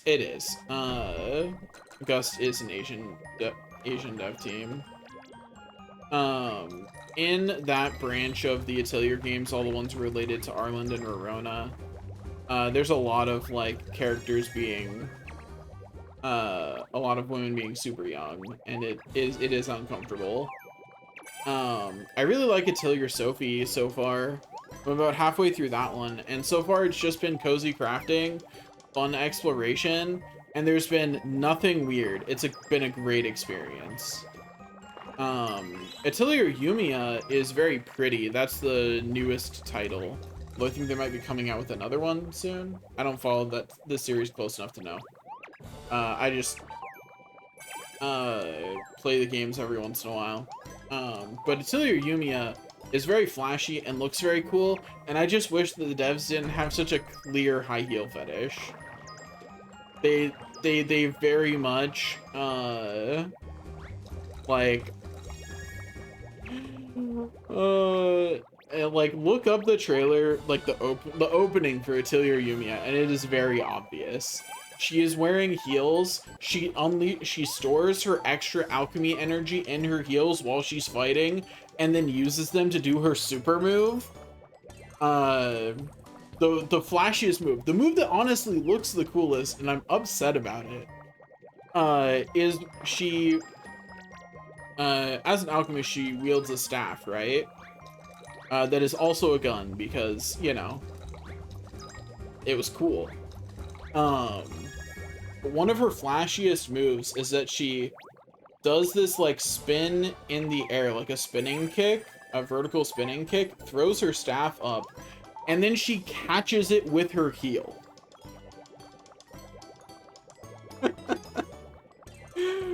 Like, it is constant. I just want, like, I liked the game overall. I want to say I did like Atelier Yumiya overall. But man, is it like a constant thing that the devs really had a thing for heels or wanted to cater to an audience that did.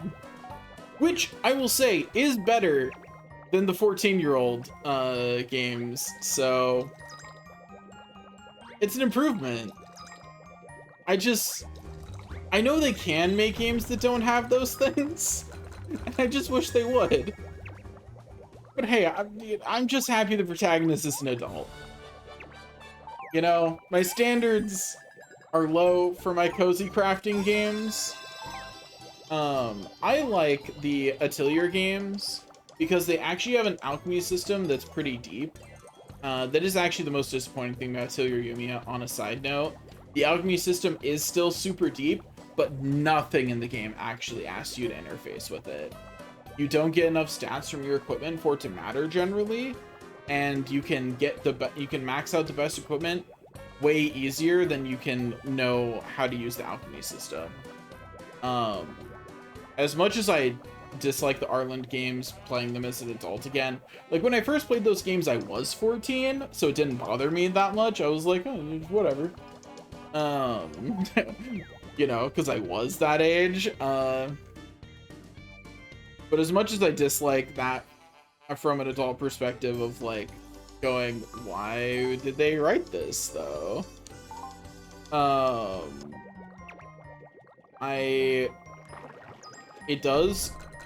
do really miss playing an Atelier game where they actually ask you to be good at their alchemy system. That, I will say, the Atelier thing is definitely something that, like, when I first played it in high school, I didn't even clock it that much, how old the other characters were supposed to be. Part of that's anime art style. You know? But like, it wasn't until like replaying as an adult that I started doing the math and going, wait a second. If Rarona's supposed to be 14, why are all of her love interests older than 28? Except for one. And why is every ending a weirdly romantic thing, but not explicitly romantic? Why is this so awkward and weird and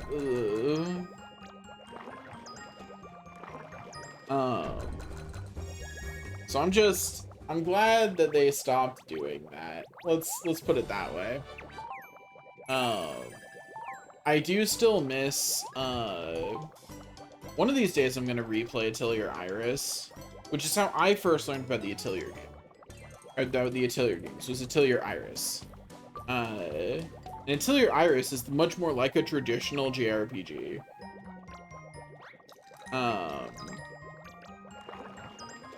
And I remember really liking it, and I remember it being really funny. And it does still have, by far, the best tutorial system of any game that I've played. Not because the tutorial system itself was really all that inventive, but every tutorial is a skit that is actually funny. Like, I remember laughing at these tutorial skits as a kid. And I'm not sure I'll find them necessarily as funny as an adult, but so long as they've got some level of humor to them still, as an adult, then they've won. That's it. That's what a tutorial should be. It felt like I didn't mind getting tutorial because I got to watch the funny skits along with it. And that's what a tutorial should be, because you're not going to get around having to teach your players how to play your game, right? You just can't. There's only so much you can do without showing them what buttons to press, right? So some things are going to be not things they can just figure out environmentally or experiment until they get it.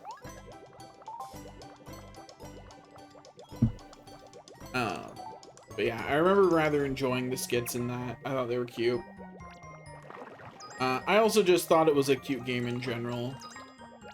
And Atelier Iris 2 absolutely is a significant part of the reason why I really like the aesthetic of someone's hair blowing in the wind. That was my first experience with that, because in Atelier Iris 2, that one, the alchemy and the fighting are like very split, if I remember correctly, because like you have two playable characters. One is a girl that does alchemy, and the other is a guy who goes out and fights. It's something along those lines. I forget what the exact specifics of it are, because last time I played that game, I was like 10. And I do vividly remember the battle victory screen for the guy though, where he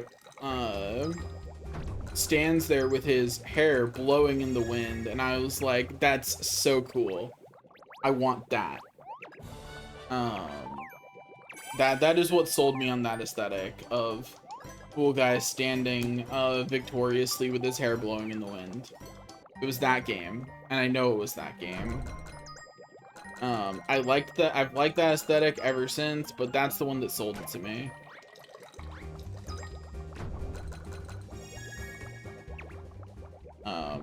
But yeah, I just really want to play more games that actually have interesting crafting systems. I played the first one. And I watched the first anime. And I own all of them. Why is my phone? Damn likely. No, thank you. Goodbye. I did, yeah. It came out. Okay, I played Dot Hack, the first one. Is it Infection? I think Infection's first, right? I played that as it came out, and then I watched the anime for it as it came out, like the follow-up anime. And then I bought the rest of the games because I always told myself I'd go and actually beat all of them. I still have not, but one day I'm going to. I swear. One day. I think I just mastered this craft, didn't I? And then I'm done with this. I can... Yeah, I'm done. Wahoo! I did it. Victory. Easy game, easy life. Yo. Rank me up. Report.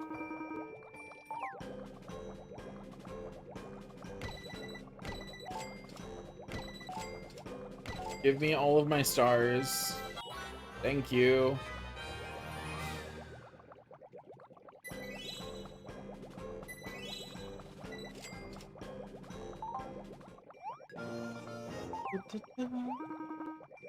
I drop bombshell on you. Boom, your new title is Apprentice Alchemist.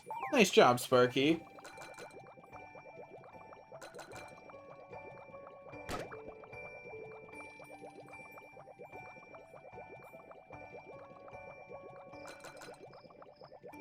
The Rengeki too hard for what? I'm gonna have to clarify. The last time if that's a dot hack reference, the last time I did dot hack anything, I was like 12. So I'm not gonna remember without context what specific words are.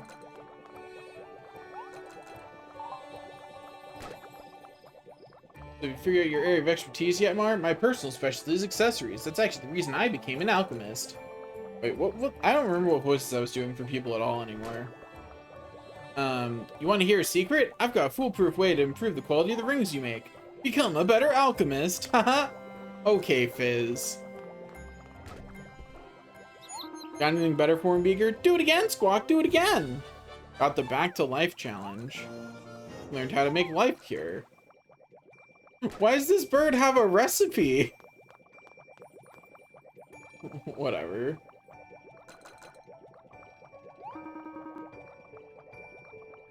What are you doing here so late at night? Don't look at me with those bug eyes. You're not here to steal my palms, are you? They say practice makes perfect. I forget who said it, but someone did. That's because it's true. The more you make an item, the better you'll get at making it. Then you can make a bunch of those items with your eyes closed. Well, not closed, but squinting. Speaking of whatever we were just talking about, Crankshaft has an alchemy workbench at his place, but he's no alchemist. He's a crabby old feller, just like me. Speaking of alchemists, we were talking about alchemists, right? Well, speaking of them, have you met Petri? Now that boy sure knows his combustibles. Finest alchemist I know. Maybe that was someone else I'm thinking of. Who cares? I mean to talk to you again. Let me go.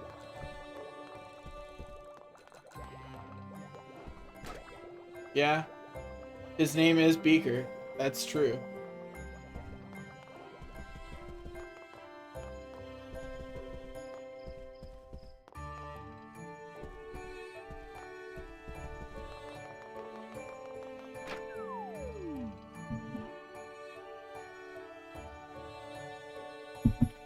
Okay, so we have now done all of that, so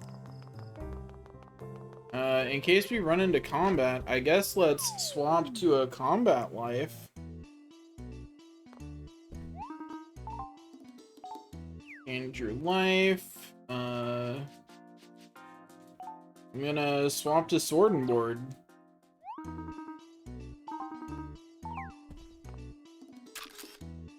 I keep wanting that to be the menu button, and it continues to be the picture button.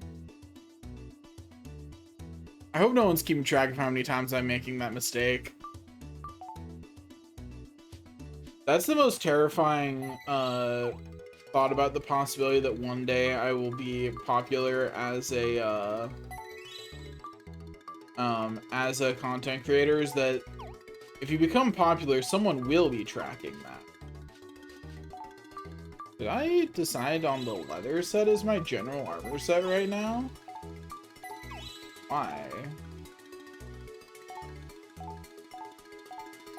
Just focus? Do I not have a... You know what? It's fine. What accessory do I want? I currently have a luck accessory. So I guess I'll pick one of these that gives me slightly better defenses. Okay, yeah, that's maxed. Eh. I kept pressing the wrong button.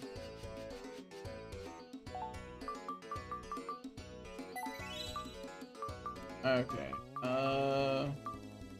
What do claw necklaces give? I didn't actually read the description. Strength? And better defenses. Maybe I should equip one of these. Actually. I'll keep the luck accessory on because then I don't have to swap it. I acknowledge that the strength accessory is probably the more optimal one. But I don't want to. Hey, sleeping guy.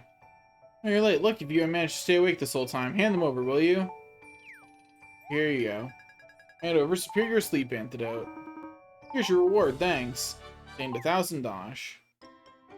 So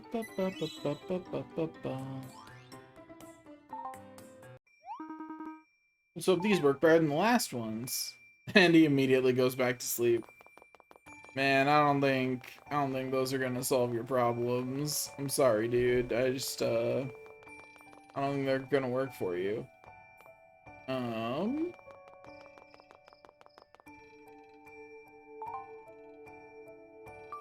What's my favorite combat life in this?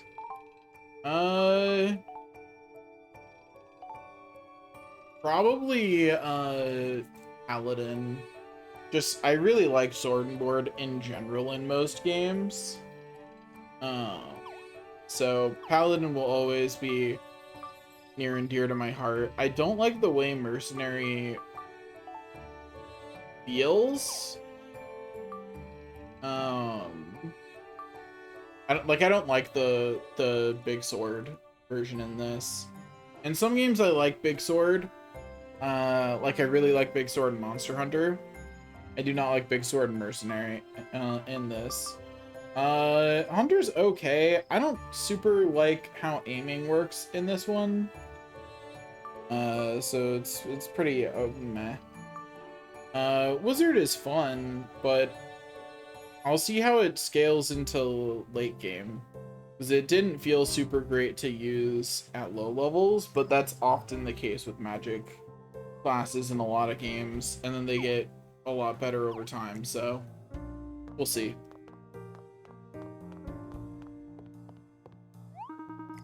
A acquaintance of mine reaching apprentice rank. Who would have thought it possible? Congratulations, old chum. Here, take this little token of my appreciation for your assistance earlier. Used to make a ring, you see, and I've heard rings are somewhat stylish. Make sure you put it to good use, Amar. Okay, so he is an alchemist. Anyway, what else do I need to do for the butterfly other than talk to these guys? Thing, quests. How far are we in the game? Chapter 2, I think? Not very far at all.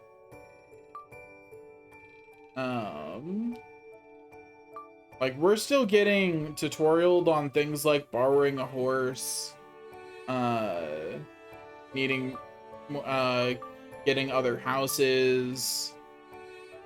Like, we are still relatively early. We're either in chapter 1 or 2.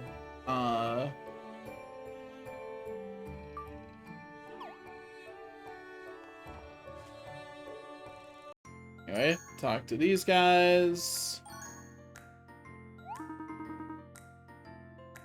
Well, so we meet again. I'm not bowing if that's what you want, but you have our gratitude. My throat's already bothering me, so I'm not going to be doing the harder to do voices for these guys.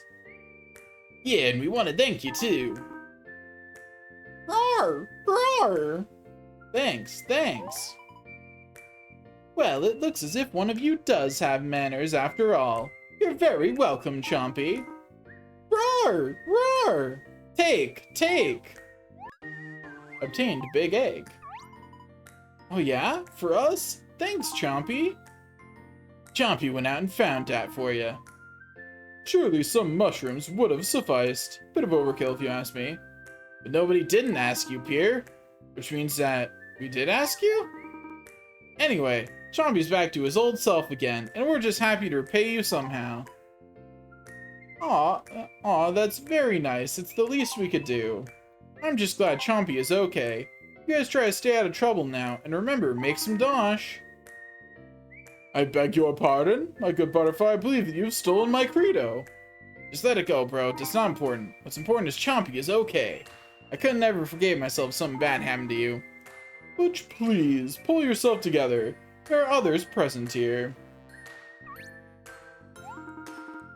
Alright, I'm together. In fact, I'm making a change right now. From now on, I'm gonna make sure Chompy is always safe. Make sure nobody I love ever gets hurt again. That goes for you too, bro. Honestly, Butch, you're embarrassing me and you're embarrassing yourself. And also, no, I'm not gonna kill Chompy. Just because Chompy isn't the cutest doesn't mean we should murder Chompy. Butch, what was that? There's a wonderful power in committing to what you want, Butch. Your wish has been heard. I think you'll be quite pleased in the future, Butch. Butch, are you okay? What did you do to him? Talk, Butterfly. I didn't do anything to him. Relax. Don't you try to pull one over on me. I didn't just fall off the carroty truck. You just sparkled. I saw it. Well, yes, I always sparkle. I am a butterfly after all. I really need you to understand, person from the skies, it is not normal for butterflies to sparkle. That is a you thing. That is not normal. One has nothing to do with the other. Roar! Roar! It turns into a dragon by growing up. It's a little Bobby, and you are calling it ugly. Which is true. Babies are ugly. Thanks. What's that, Chompy? I think he liked it when I sparkled. I think by sparkling had pretty much the opposite effect of what that stone did to him. Don't worry, bro. I'm fine. Are you sure? I'm sure. In fact, I'm better than fine. I think I'm real good. I love you guys. Well, that's good, Butch. I'm glad you're coming to, terms with your feelings. It's a sign of maturity, and your willingness to so openly express yourself is a sign of weirdness. But I'm mature enough to let all the world know I can appreciate it all the same. I must say I'm quite disappointed we were not able to capitalize on this Doomstone. You're not planning to swipe that Doomstone again, are you? Hardly. That rock terrifies me. It gives me the heebie-jeebies. That's the correct response. Were they able to determine what it actually is? We still don't know. Hughes took the shards, but we haven't heard anything from him yet. Too much talking about doom and gloom. My tummy is starting to rumble, and Chompy's is too. Bro, it's time to provide. Hey, that sounds like a good credo, Butch. You should remember that one as you take on this new commitment of yours. Yeah, like that. It's time to provide. Come on, bro. Let's get that stitched on a tunic or something. Roar! Roar! Credo! Credo! Don't forget to actually get yourself some food while you're basking in the joy of your new credo. Anyway, so now we've helped that couple and their child, or talk to them after helping them. Continuing on our merry way.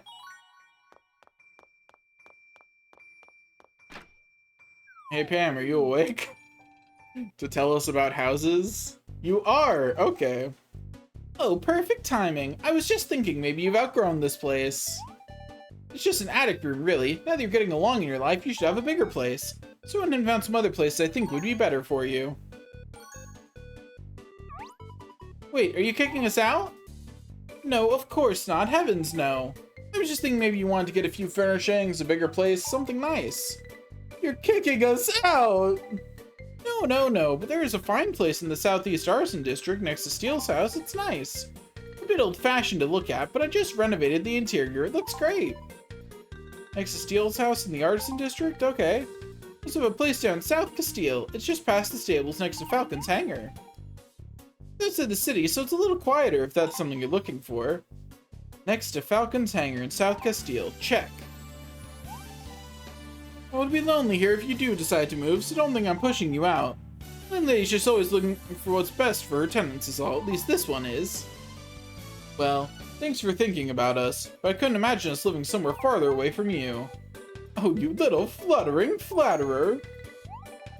You're not getting a cut in your rent. Anyway, the only thing is that I do have to charge a small move-in fee for each place. I think it would suit me very well if you kept moving all over the place willy-nilly. But then your pockets would be empty, and where would that leave both of us? So I would suggest you think over any move very carefully. I just want you to be happy. I left both places open, so feel free to pop in and take a look around if you're interested. What do you think, Mar? Want to take a peek? Of course, if you're happy with your room as it is, you just stay right where you are. I just don't want you to feel all stuffed and cramped and musty and nasty up there. It's good for someone your age to go ahead and get a change of scenery every now and then. I used to move around quite a bit back in my day. I remember the first place I had on my own. Something I'm learning as an adult is that it matters far more where your place is than what it is. So long as it is sufficient enough. So I beat those Carities senseless and stormed out of there with the quiche that was rightfully mine. It made me realize that every place I went to, I seemed to discover a new part of myself.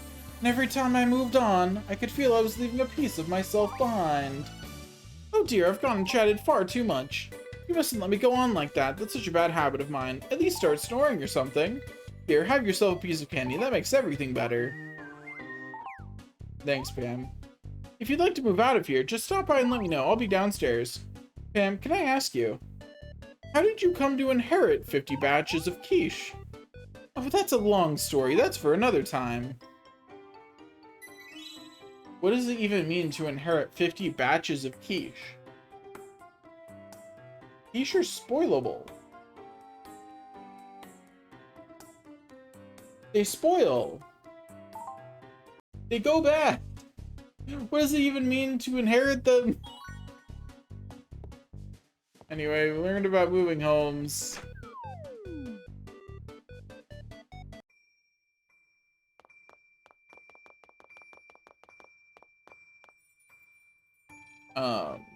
But maybe this is because I'm in the US and here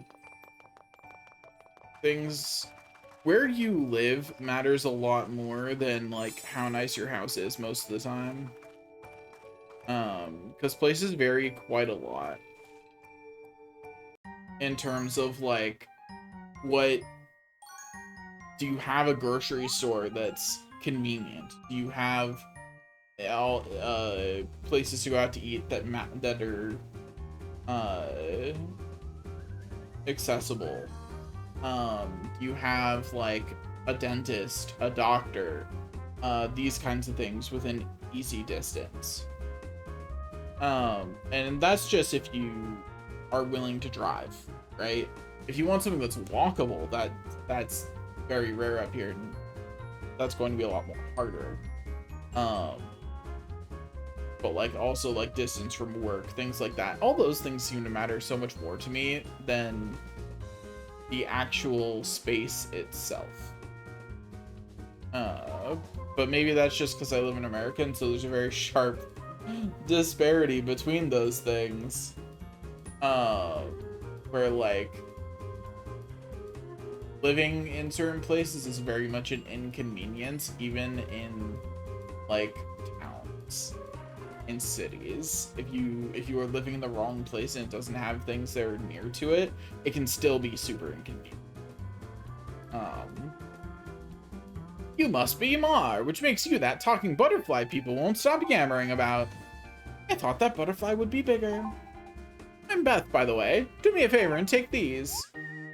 Obtain spring water. Obtain grassland honey. They're good if you ever need an SP boost. I've got way too many of them. Why did you take them off my hands? Alright, I'll be seeing you then. Wait, we wanted to ask you about something. Well, okay, but make it quick. We'd like to ride a horse. Yes, who wouldn't? Riding is one of the most liberating and exciting activities a person can undertake.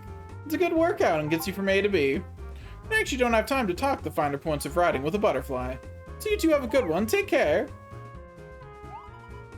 What if we proved our worth with some horse puns? Oh, do you know some? No, but we really want a horse. Well, all right. If you're serious, I can give you the rundown. A horse is useful as it lets you get around quickly without draining your SP.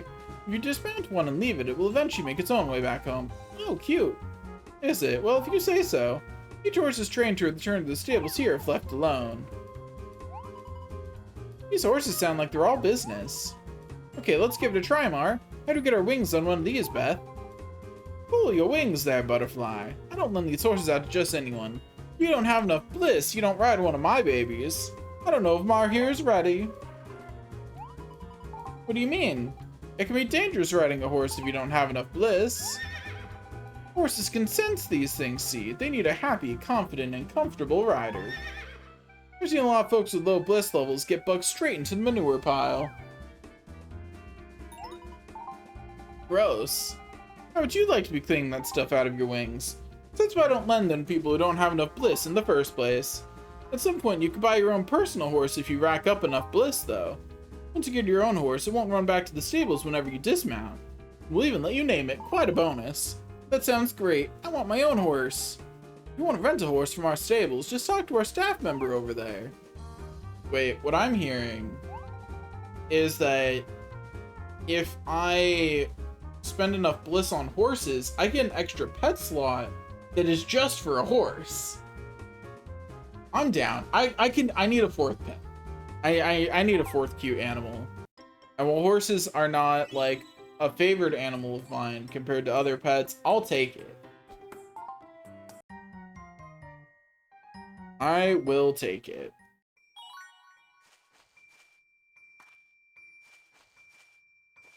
Okay.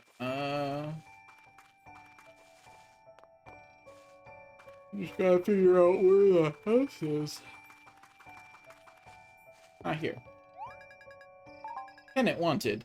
Desirable waterside property. Perfect for a quiet, responsible person. No wild parties allowed. You this property? I'll take a look.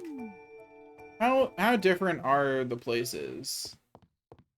Okay, so it's just bigger. Which isn't a bad thing. I'm sure the pets would appreciate a wider space to run around in.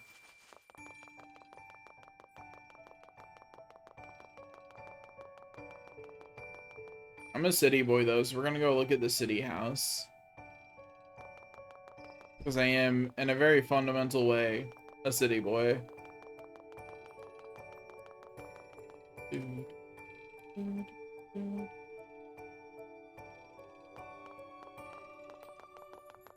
believe she said it was somewhere over here. Yeah, this one. Tenant wanted. A real fixer-upper. Ideal for first-time buyers. Find that first rung on the property ladder.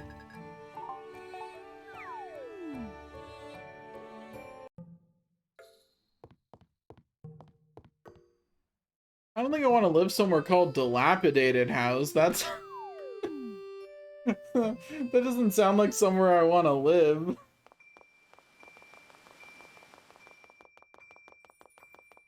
You know, maybe we'll wait to see what other options pop up later, you know? We don't need to get a house right now. Our apartment is fine.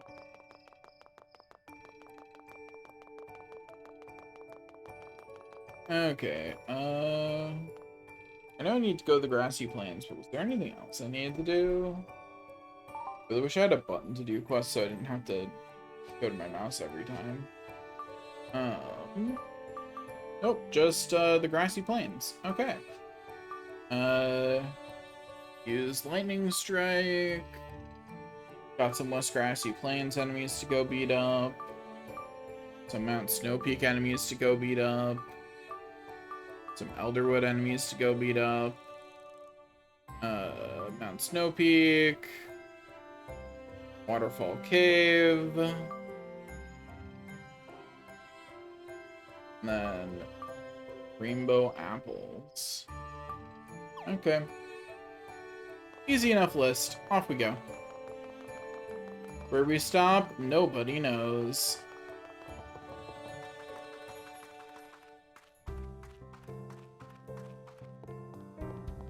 I really wish I knew how much it mattered to...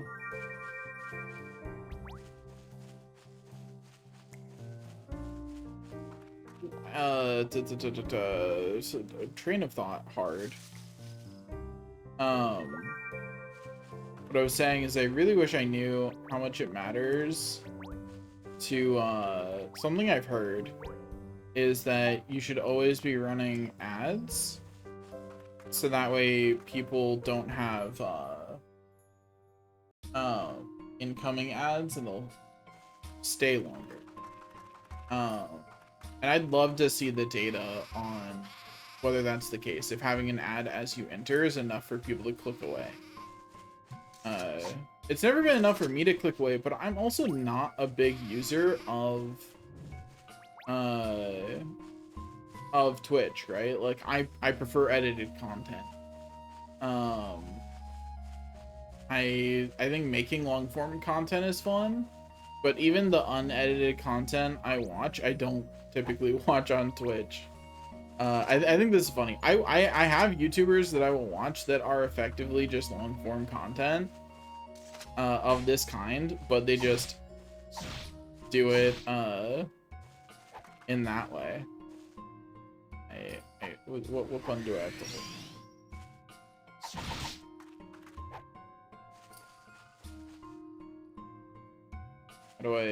How do I do my name trick? That's guarding.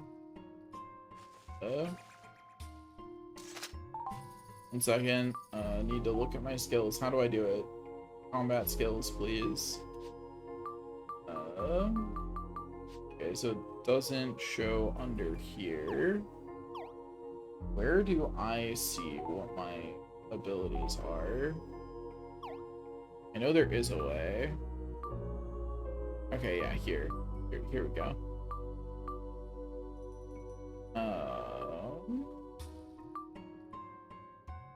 Attack. With shield unequipped, I have to... Okay. I don't like that I have a skill that I can only use by unequipping my shield. That's not... I don't like that. Outside of doing it for quests, I will not be using that. Because if I wanted to do that, I would just be a mercenary.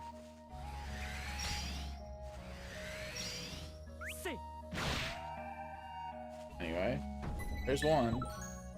That was a bounty? I did not realize that one was a bounty. At all. Did not feel like one, but sure, if you say so, game. A bounty it was, I guess. I guess it did have a lot of health, come to think of it. So maybe I should have known. Maybe that one's on me. Okay, Butterfly, we did it. We're at the Grassy Plains. The West Grassy Plains, eh? Ah, the grass here just smells more western than in the other plains. Does it now? Next, there's a little girl all by herself over there. It's pretty late out here, miss. Why are you here?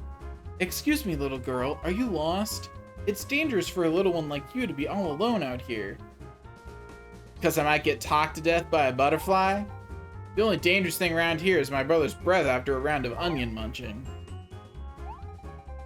Farley thinks he's so cool just because this is his farm.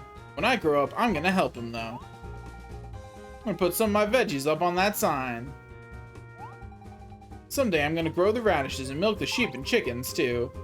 Aw, that's so adorable. So do you have any big scary animals on your farm? I'm young, not dumb. You don't have to talk to me like that. Sorry, you're just so cute and little. Yeah, well, you're lucky I'm not talking to you like you're a teeny-weeny itty-bitty little butterfly. Yeah, don't do that. From the looks of you, y'all are from Castile. Farley says that city folk don't know how to do hard work.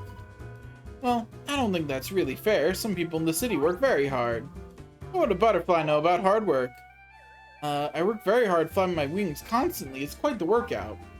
What's a workout? A way to get out of real work? Never mind. If you need any fresh fruits or veggies, you can get whatever you want here. Oh, that's great. You're a very good salesperson. Have you ever thought about going into marketing? Yes, I go into the market almost every day. Take eggs there, too. There's some extra lying around, though. You can take some if you want. That's so generous of you. Thank you. I want people to know how tasty our eggs are. It's my new plan.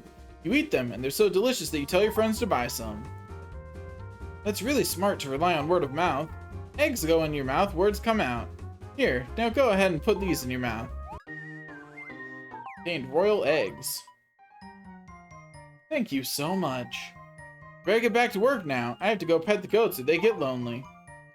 I'm sorry, I didn't realize you were working. Thanks for your time. Time is all we have here. We see cycle seasons in our gardens. All of life is presented to us in the form of nourishment. Or something like that. That's what Farley says, but most people just laugh at him. That all makes sense to me. Wait. That all makes sense to me. I think it's a great way to look at things. I guess, but looking at things doesn't bring in Dosh. Say, if you're heading farther out into the plains, you should probably take a look at your equipment. There's monsters out there. This isn't the East Grassy Plains, you know. Good luck, spread the word about our farm. Bum bum bum bum bum.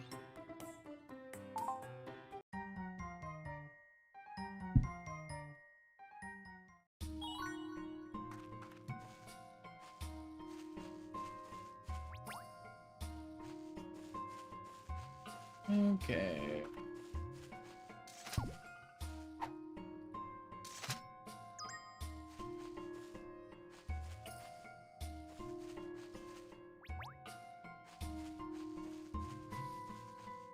Okay, so this goes up to the plantation.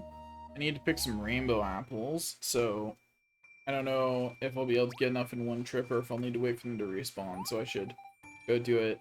Good evening, might like to be out adventuring. If you have any bounties, I can process them here. That's a nice spooky you have there. Great work. I forgot there was a bounty clerk here, but I am so happy there is. I was not looking forward to carrying that spook around the whole time. I forgot that was a thing, but I sure am happy that it is a thing.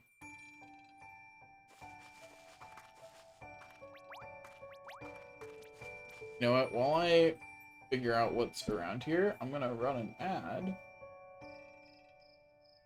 That way there's not pre-rolls on for a while.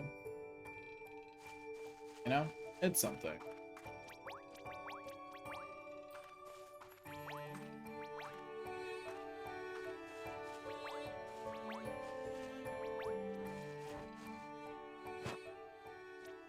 I didn't mean to pick a fight with the tree. I'm sorry, game. Anyway, let me just harvest their entire field for them. Hee 5 vegetables now. Beautiful evening. Plenty of eggs and milk to spare, partner. Okay, chicken eggs, royal eggs, cow's milk, magic beans, grassy plains barley, port rice, broccoli, cabbage, bell pepper, apples, dandelion puff, silk thread, sheep fleece, goat fleece, animal droppings. You know, I'm just gonna make sure I have plenty of everything. So that way I don't have to worry about it later.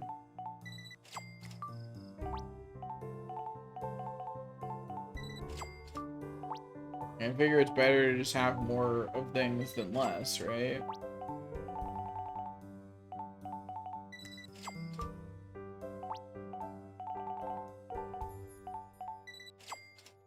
I don't know what I can buy here versus what I can buy in town, and I don't feel like going to the effort of figuring it out, so I'll just inflate my inventory, so that way I don't have to worry about it.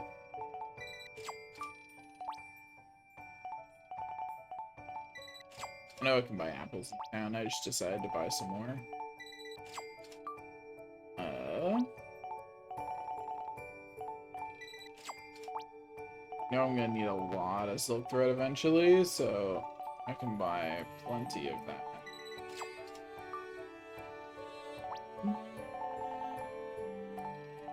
And again, I have oodles of cash, so I am not worried about using too much of it on random things. Like, it is a-okay. It is fine.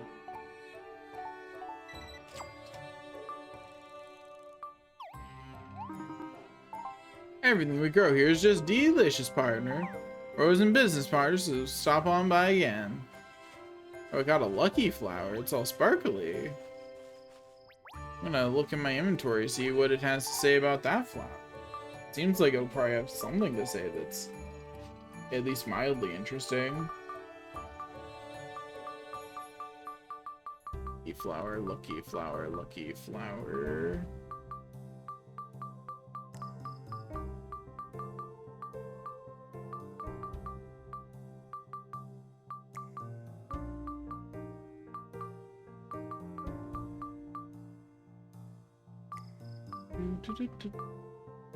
Symbolizes prosperity, a flower that is said to bring good luck. Oh, okay. I don't know what that's used for or anything. That did not tell me much, but cool, I guess. What's the sign say? Jersey and Marino Corral, fishing spot also available. We sell just picked vegetables and fresh squeezed milk.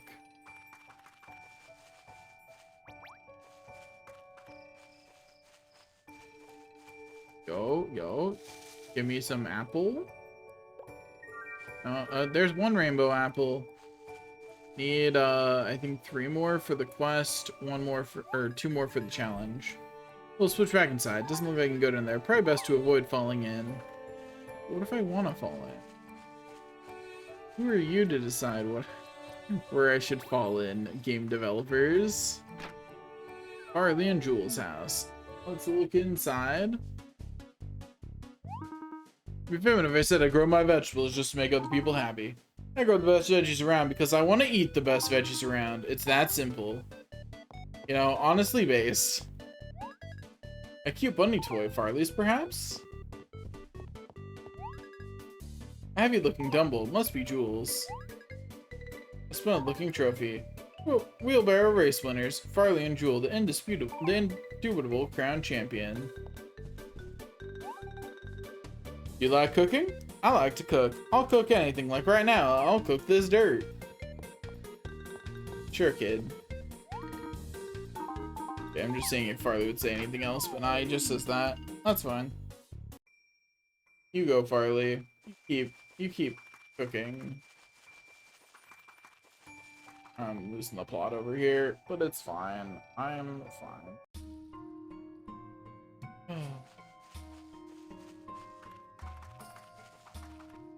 We've been streaming for 2.5 hours? How'd that happen? I really just been letting the yaps flow. Not a thought in my head. Can't quite one-shot it. I'd love to know how that missed.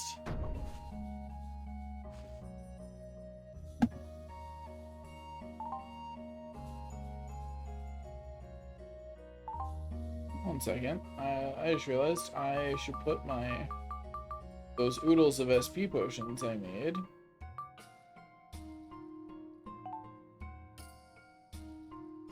Here. There we go. Heck yeah.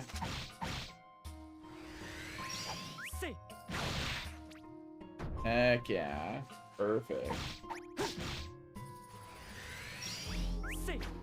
I'll be mainly using the SP potions as a magician, because I can't even level my skills over there without using it. It's just not an option to not be using it. But, I can still use it for mastering, for getting challenges out of the way. Okay, by the way, what do I need to do next for Bliss? Do I just suggest I need to go back? Yeah, okay. I need to head back for the time being, I suppose. I don't think there's anything else in here. Okay. Oh, nothing else. Okay.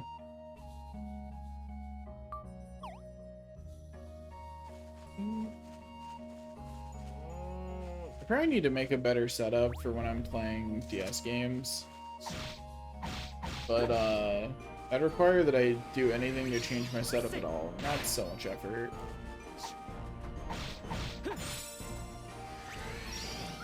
Yo, long scored skill level increased to 2. That's cool.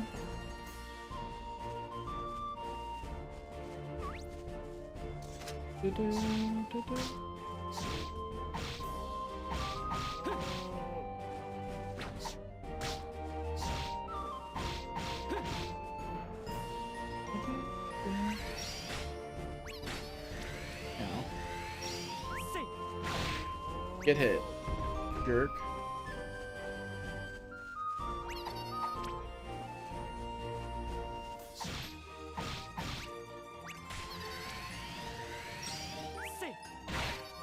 There's another one.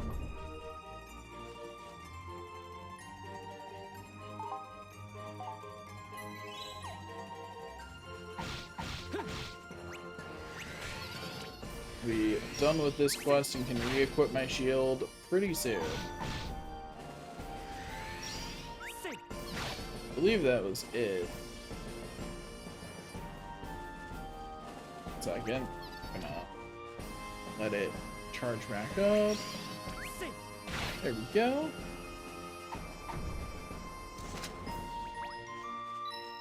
I believe that's the only thing I need to do.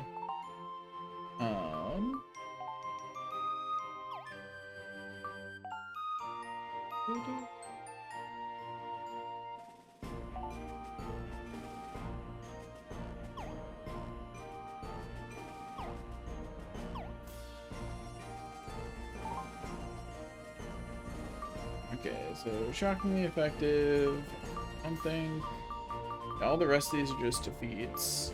And the gathered 3 rainbow apples. Can't really speed that one up. Okay, so I need to defeat 5 beetle ballers and grass serpents in this area. So I have to find those first. I haven't run into any yet.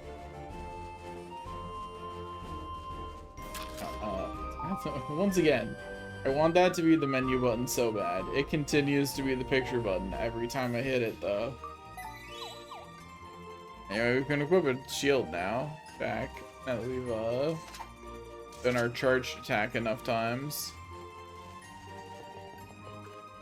I'm guessing these are the serpents. Certainly look like it, at least. That's 1. 4 more. West, Port Puerto. East, Grassy Plains. North, Florina's house, come full of bliss. Somehow that sounds wrong.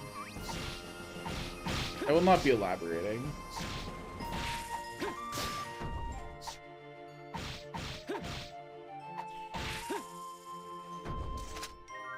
Anyways, that's 3 of those. Just need 2 more.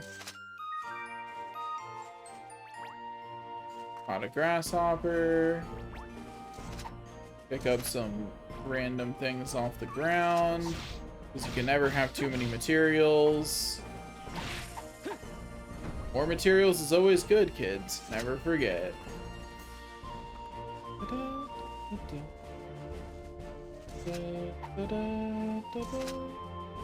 Oh, I just realized I don't have my thing. Oops. I forgot to do this. Have my little PNG tuber visible. My bad.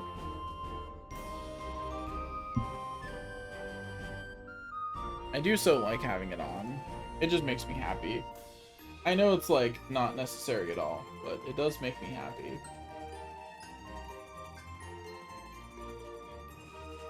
I remembered not to click into the thing or it would have troubles. I hope I haven't made that mistake at any point today.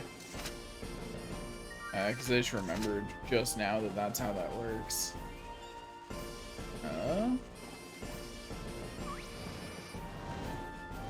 Holy... Hello, Big Beak. Open the treasure chest.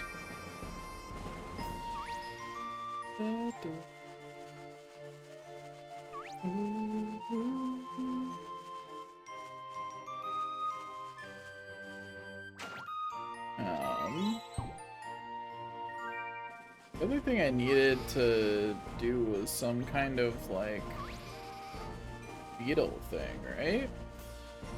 Not seeing anything like that. I'm seeing nothing of the sort. I'm sure it's out here somewhere, though.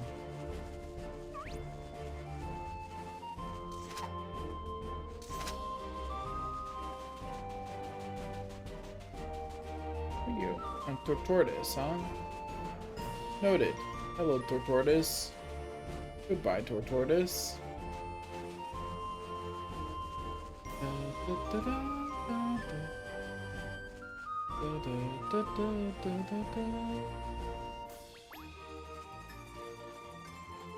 Place is huge, man. Alright, here's this place. I don't... Did we activate this with Bliss? I don't remember if we did or not. We'll go talk to her to find out. Welcome to Hair by Florina. If you're looking to change things up, you're in the right place. Looks like you might need a bit more bliss, but we're gonna work with what you got, though. Come back once you got a bit more bliss, and we'll turn that hairdo into a hair how do you do. Okay, well. That's fine. I rather like my hairstyle at the moment, so... Don't really feel you change it. A giant radish.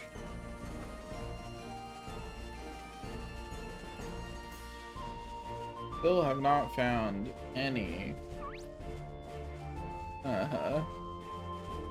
beetle-based enemies whatsoever. Not a one. This is some very pretty colored trees, and also very suspicious looking colored trees. Can't help but feel like a side quest of something is gonna be here. You know what I mean? Like, it feels like there will be.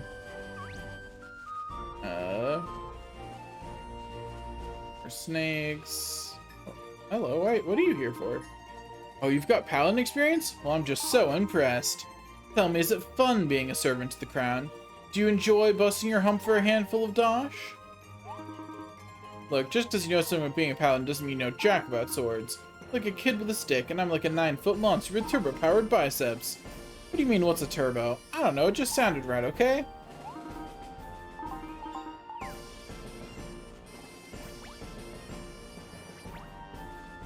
Got an iron stag beetle. It's all sparkly, so it must be good.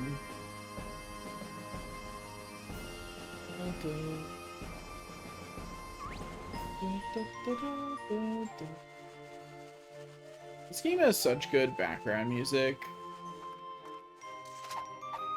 That's something I feel like level 5 games are always good with. I've yet to meet a level I've yet to play a level 5 game that I didn't at least like the soundtrack for. Like, I'm not saying like every single level 5 game I've played I've been like in love with the soundtrack, but they've all been good. You know? Like, I've never played... Okay, that's all 5 of those that I need. I've yet to play a level 5 game and been like, this sounds bad. It's always like, it's good.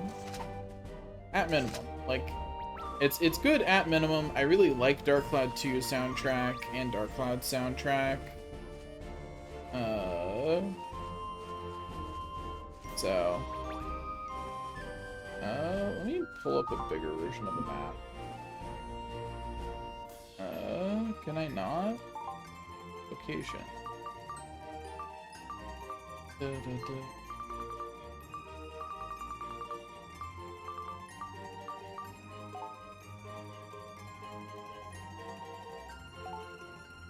Okay, I cannot. I just was hoping for something a little more detailed to navigate with. So that's the Port Puerto entrance.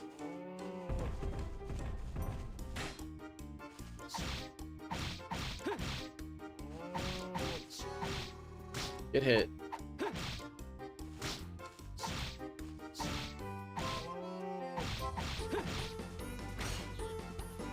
That's right, my shield protects me. What can you do about it? Nothing, for you are weak. Got some beef. Nom. Ah, here are the Beetle Ballers. Okay, let me leave this right there.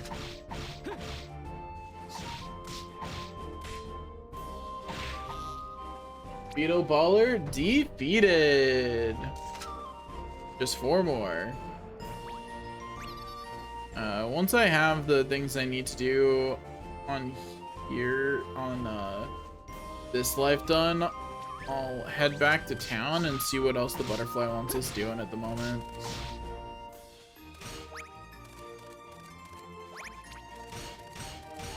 Ooh, actually, wait, these guys are great to level shielding on.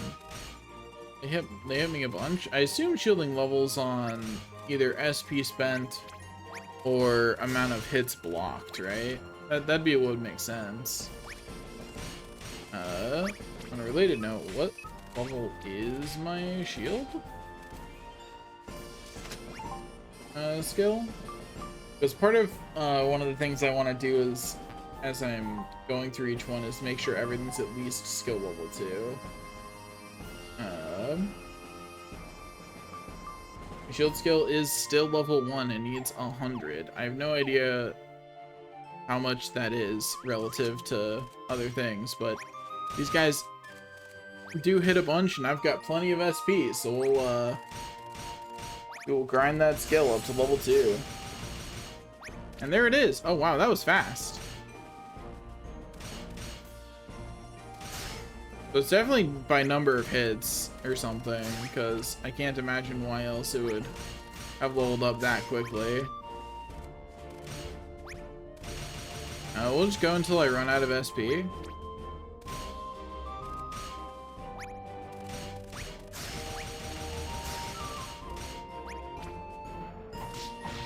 Yeah, these guys are great for leveling up shield. It might be damage block though, which means that they'll fall off eventually as options. Anyway, 2 more of those, I believe, and then we'll be good.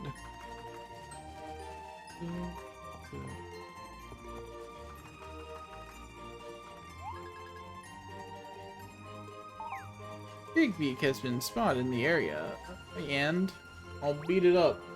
I will defeat it. I'll pound it into the ground with ease, even.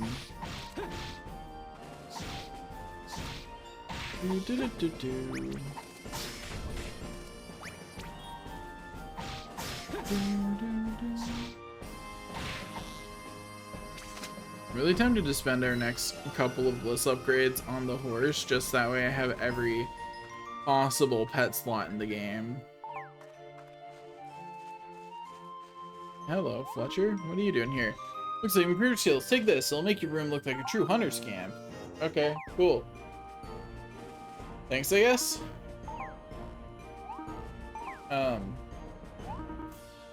That's a Grand Prince Center. Once we become an expert, I can... Okay. I'm not sure why the question mark didn't disappear until after I'd done a few more instances of him seeing at me, but sure. You're up to dead. You better stock up on supplies. Take a look at what I've got. Sure. What do you have? Do you have anything interesting? Ooh, grassland grapes? I haven't seen these before. I'll get 80. Don't care about those. Oh, poison powder. You get 3 of this for one of the quests.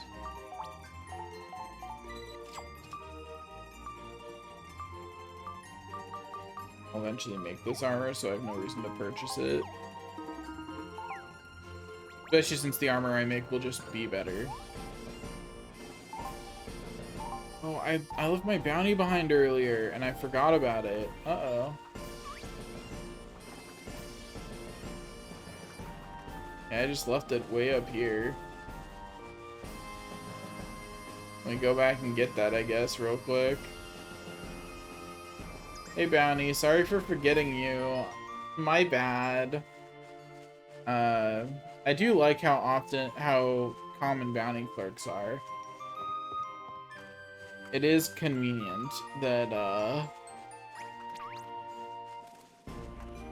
you know, you get that experience of having to carry them somewhere, but not, like, obnoxiously so.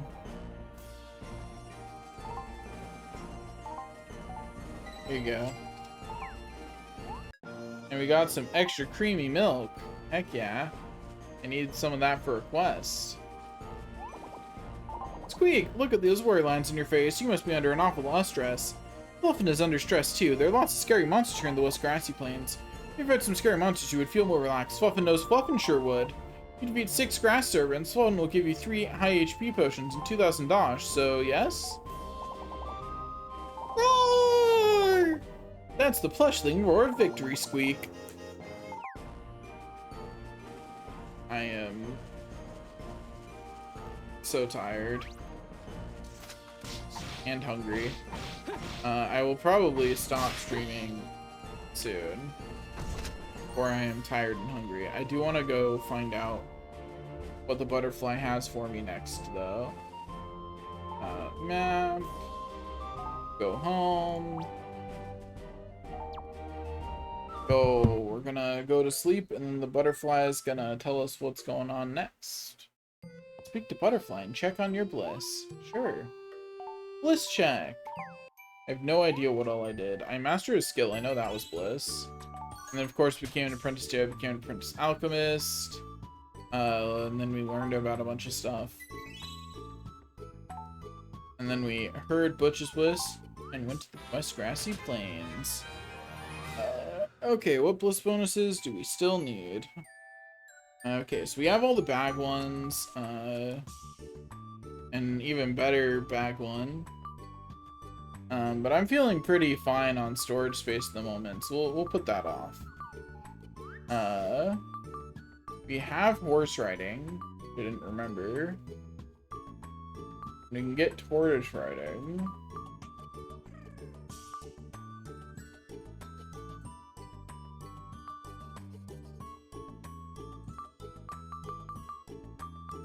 Tempted to get hairdressing because I think it might have something interesting behind it.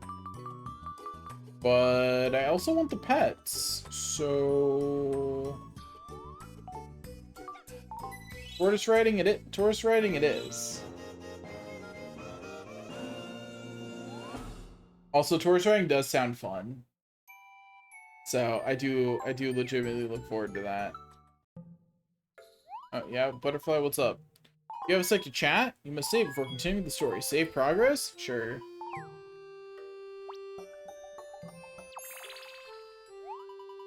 I'm so glad we were able to save Chompy. Those two guys sure are good for some comic relief. Just seeing Butch in the library was enough to make me... I mean, I know I shouldn't laugh, but... Oh, sorry. Once you get going, I guess it can be kind of hard to stop sometimes. I was just thinking, wouldn't it be cool to see a dragon up close, like right up in his face? I mean, the Napdragons do just... There just is a dragon in the Eastern Grassy Plains.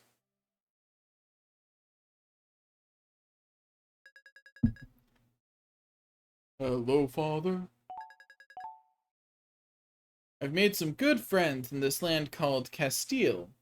It's a really wonderful place. There's a big castle with a king, a queen, a princess.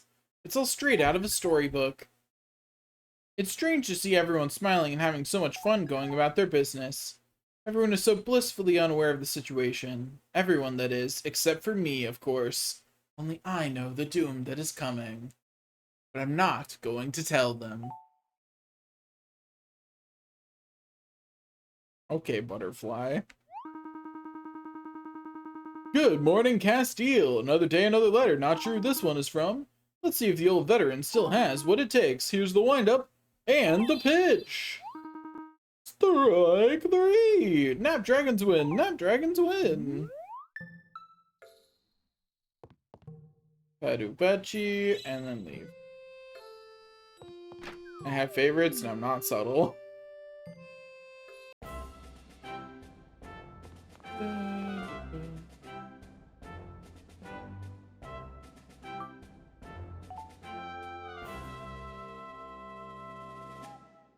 Please help me. I'm waiting in the castle. Please come quickly.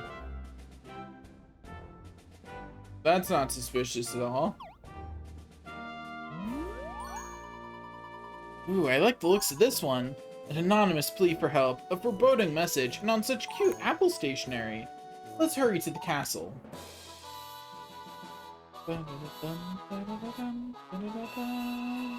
Ah, now we're in chapter 2. Technically that was chapter 1-ish, I guess, before? 1.5, I suppose. But anyway, I'm going to... Oh, hello, what do you got? Man, I'm keeping awake with all those antidotes. I really appreciate it, but I just got an honest letter. Listen to this. Dear Sleepy Paladin, I'm concerned with your apparent exhaustion. I think you need some sleep. Perhaps a good night's rest will solve the problem. I know of an item that might help. Then it goes on to say that 3 superior sleep bombs will knock me right out. And it's signed, a concerned citizen. Isn't that just something? You can give me 3 superior sleep bombs in exchange for 330 dosh and a silver dagger? Sure. That's what I want here. All I need is a good night's sleep, and I'll be raring to go.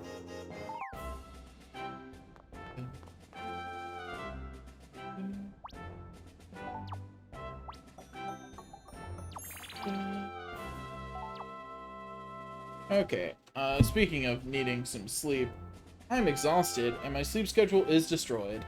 So I am going to go eat some food and then sleep, despite the fact that it's like 3 p.m.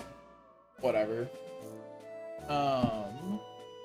Thanks for watching, and I will see y'all next time. Bye-bye!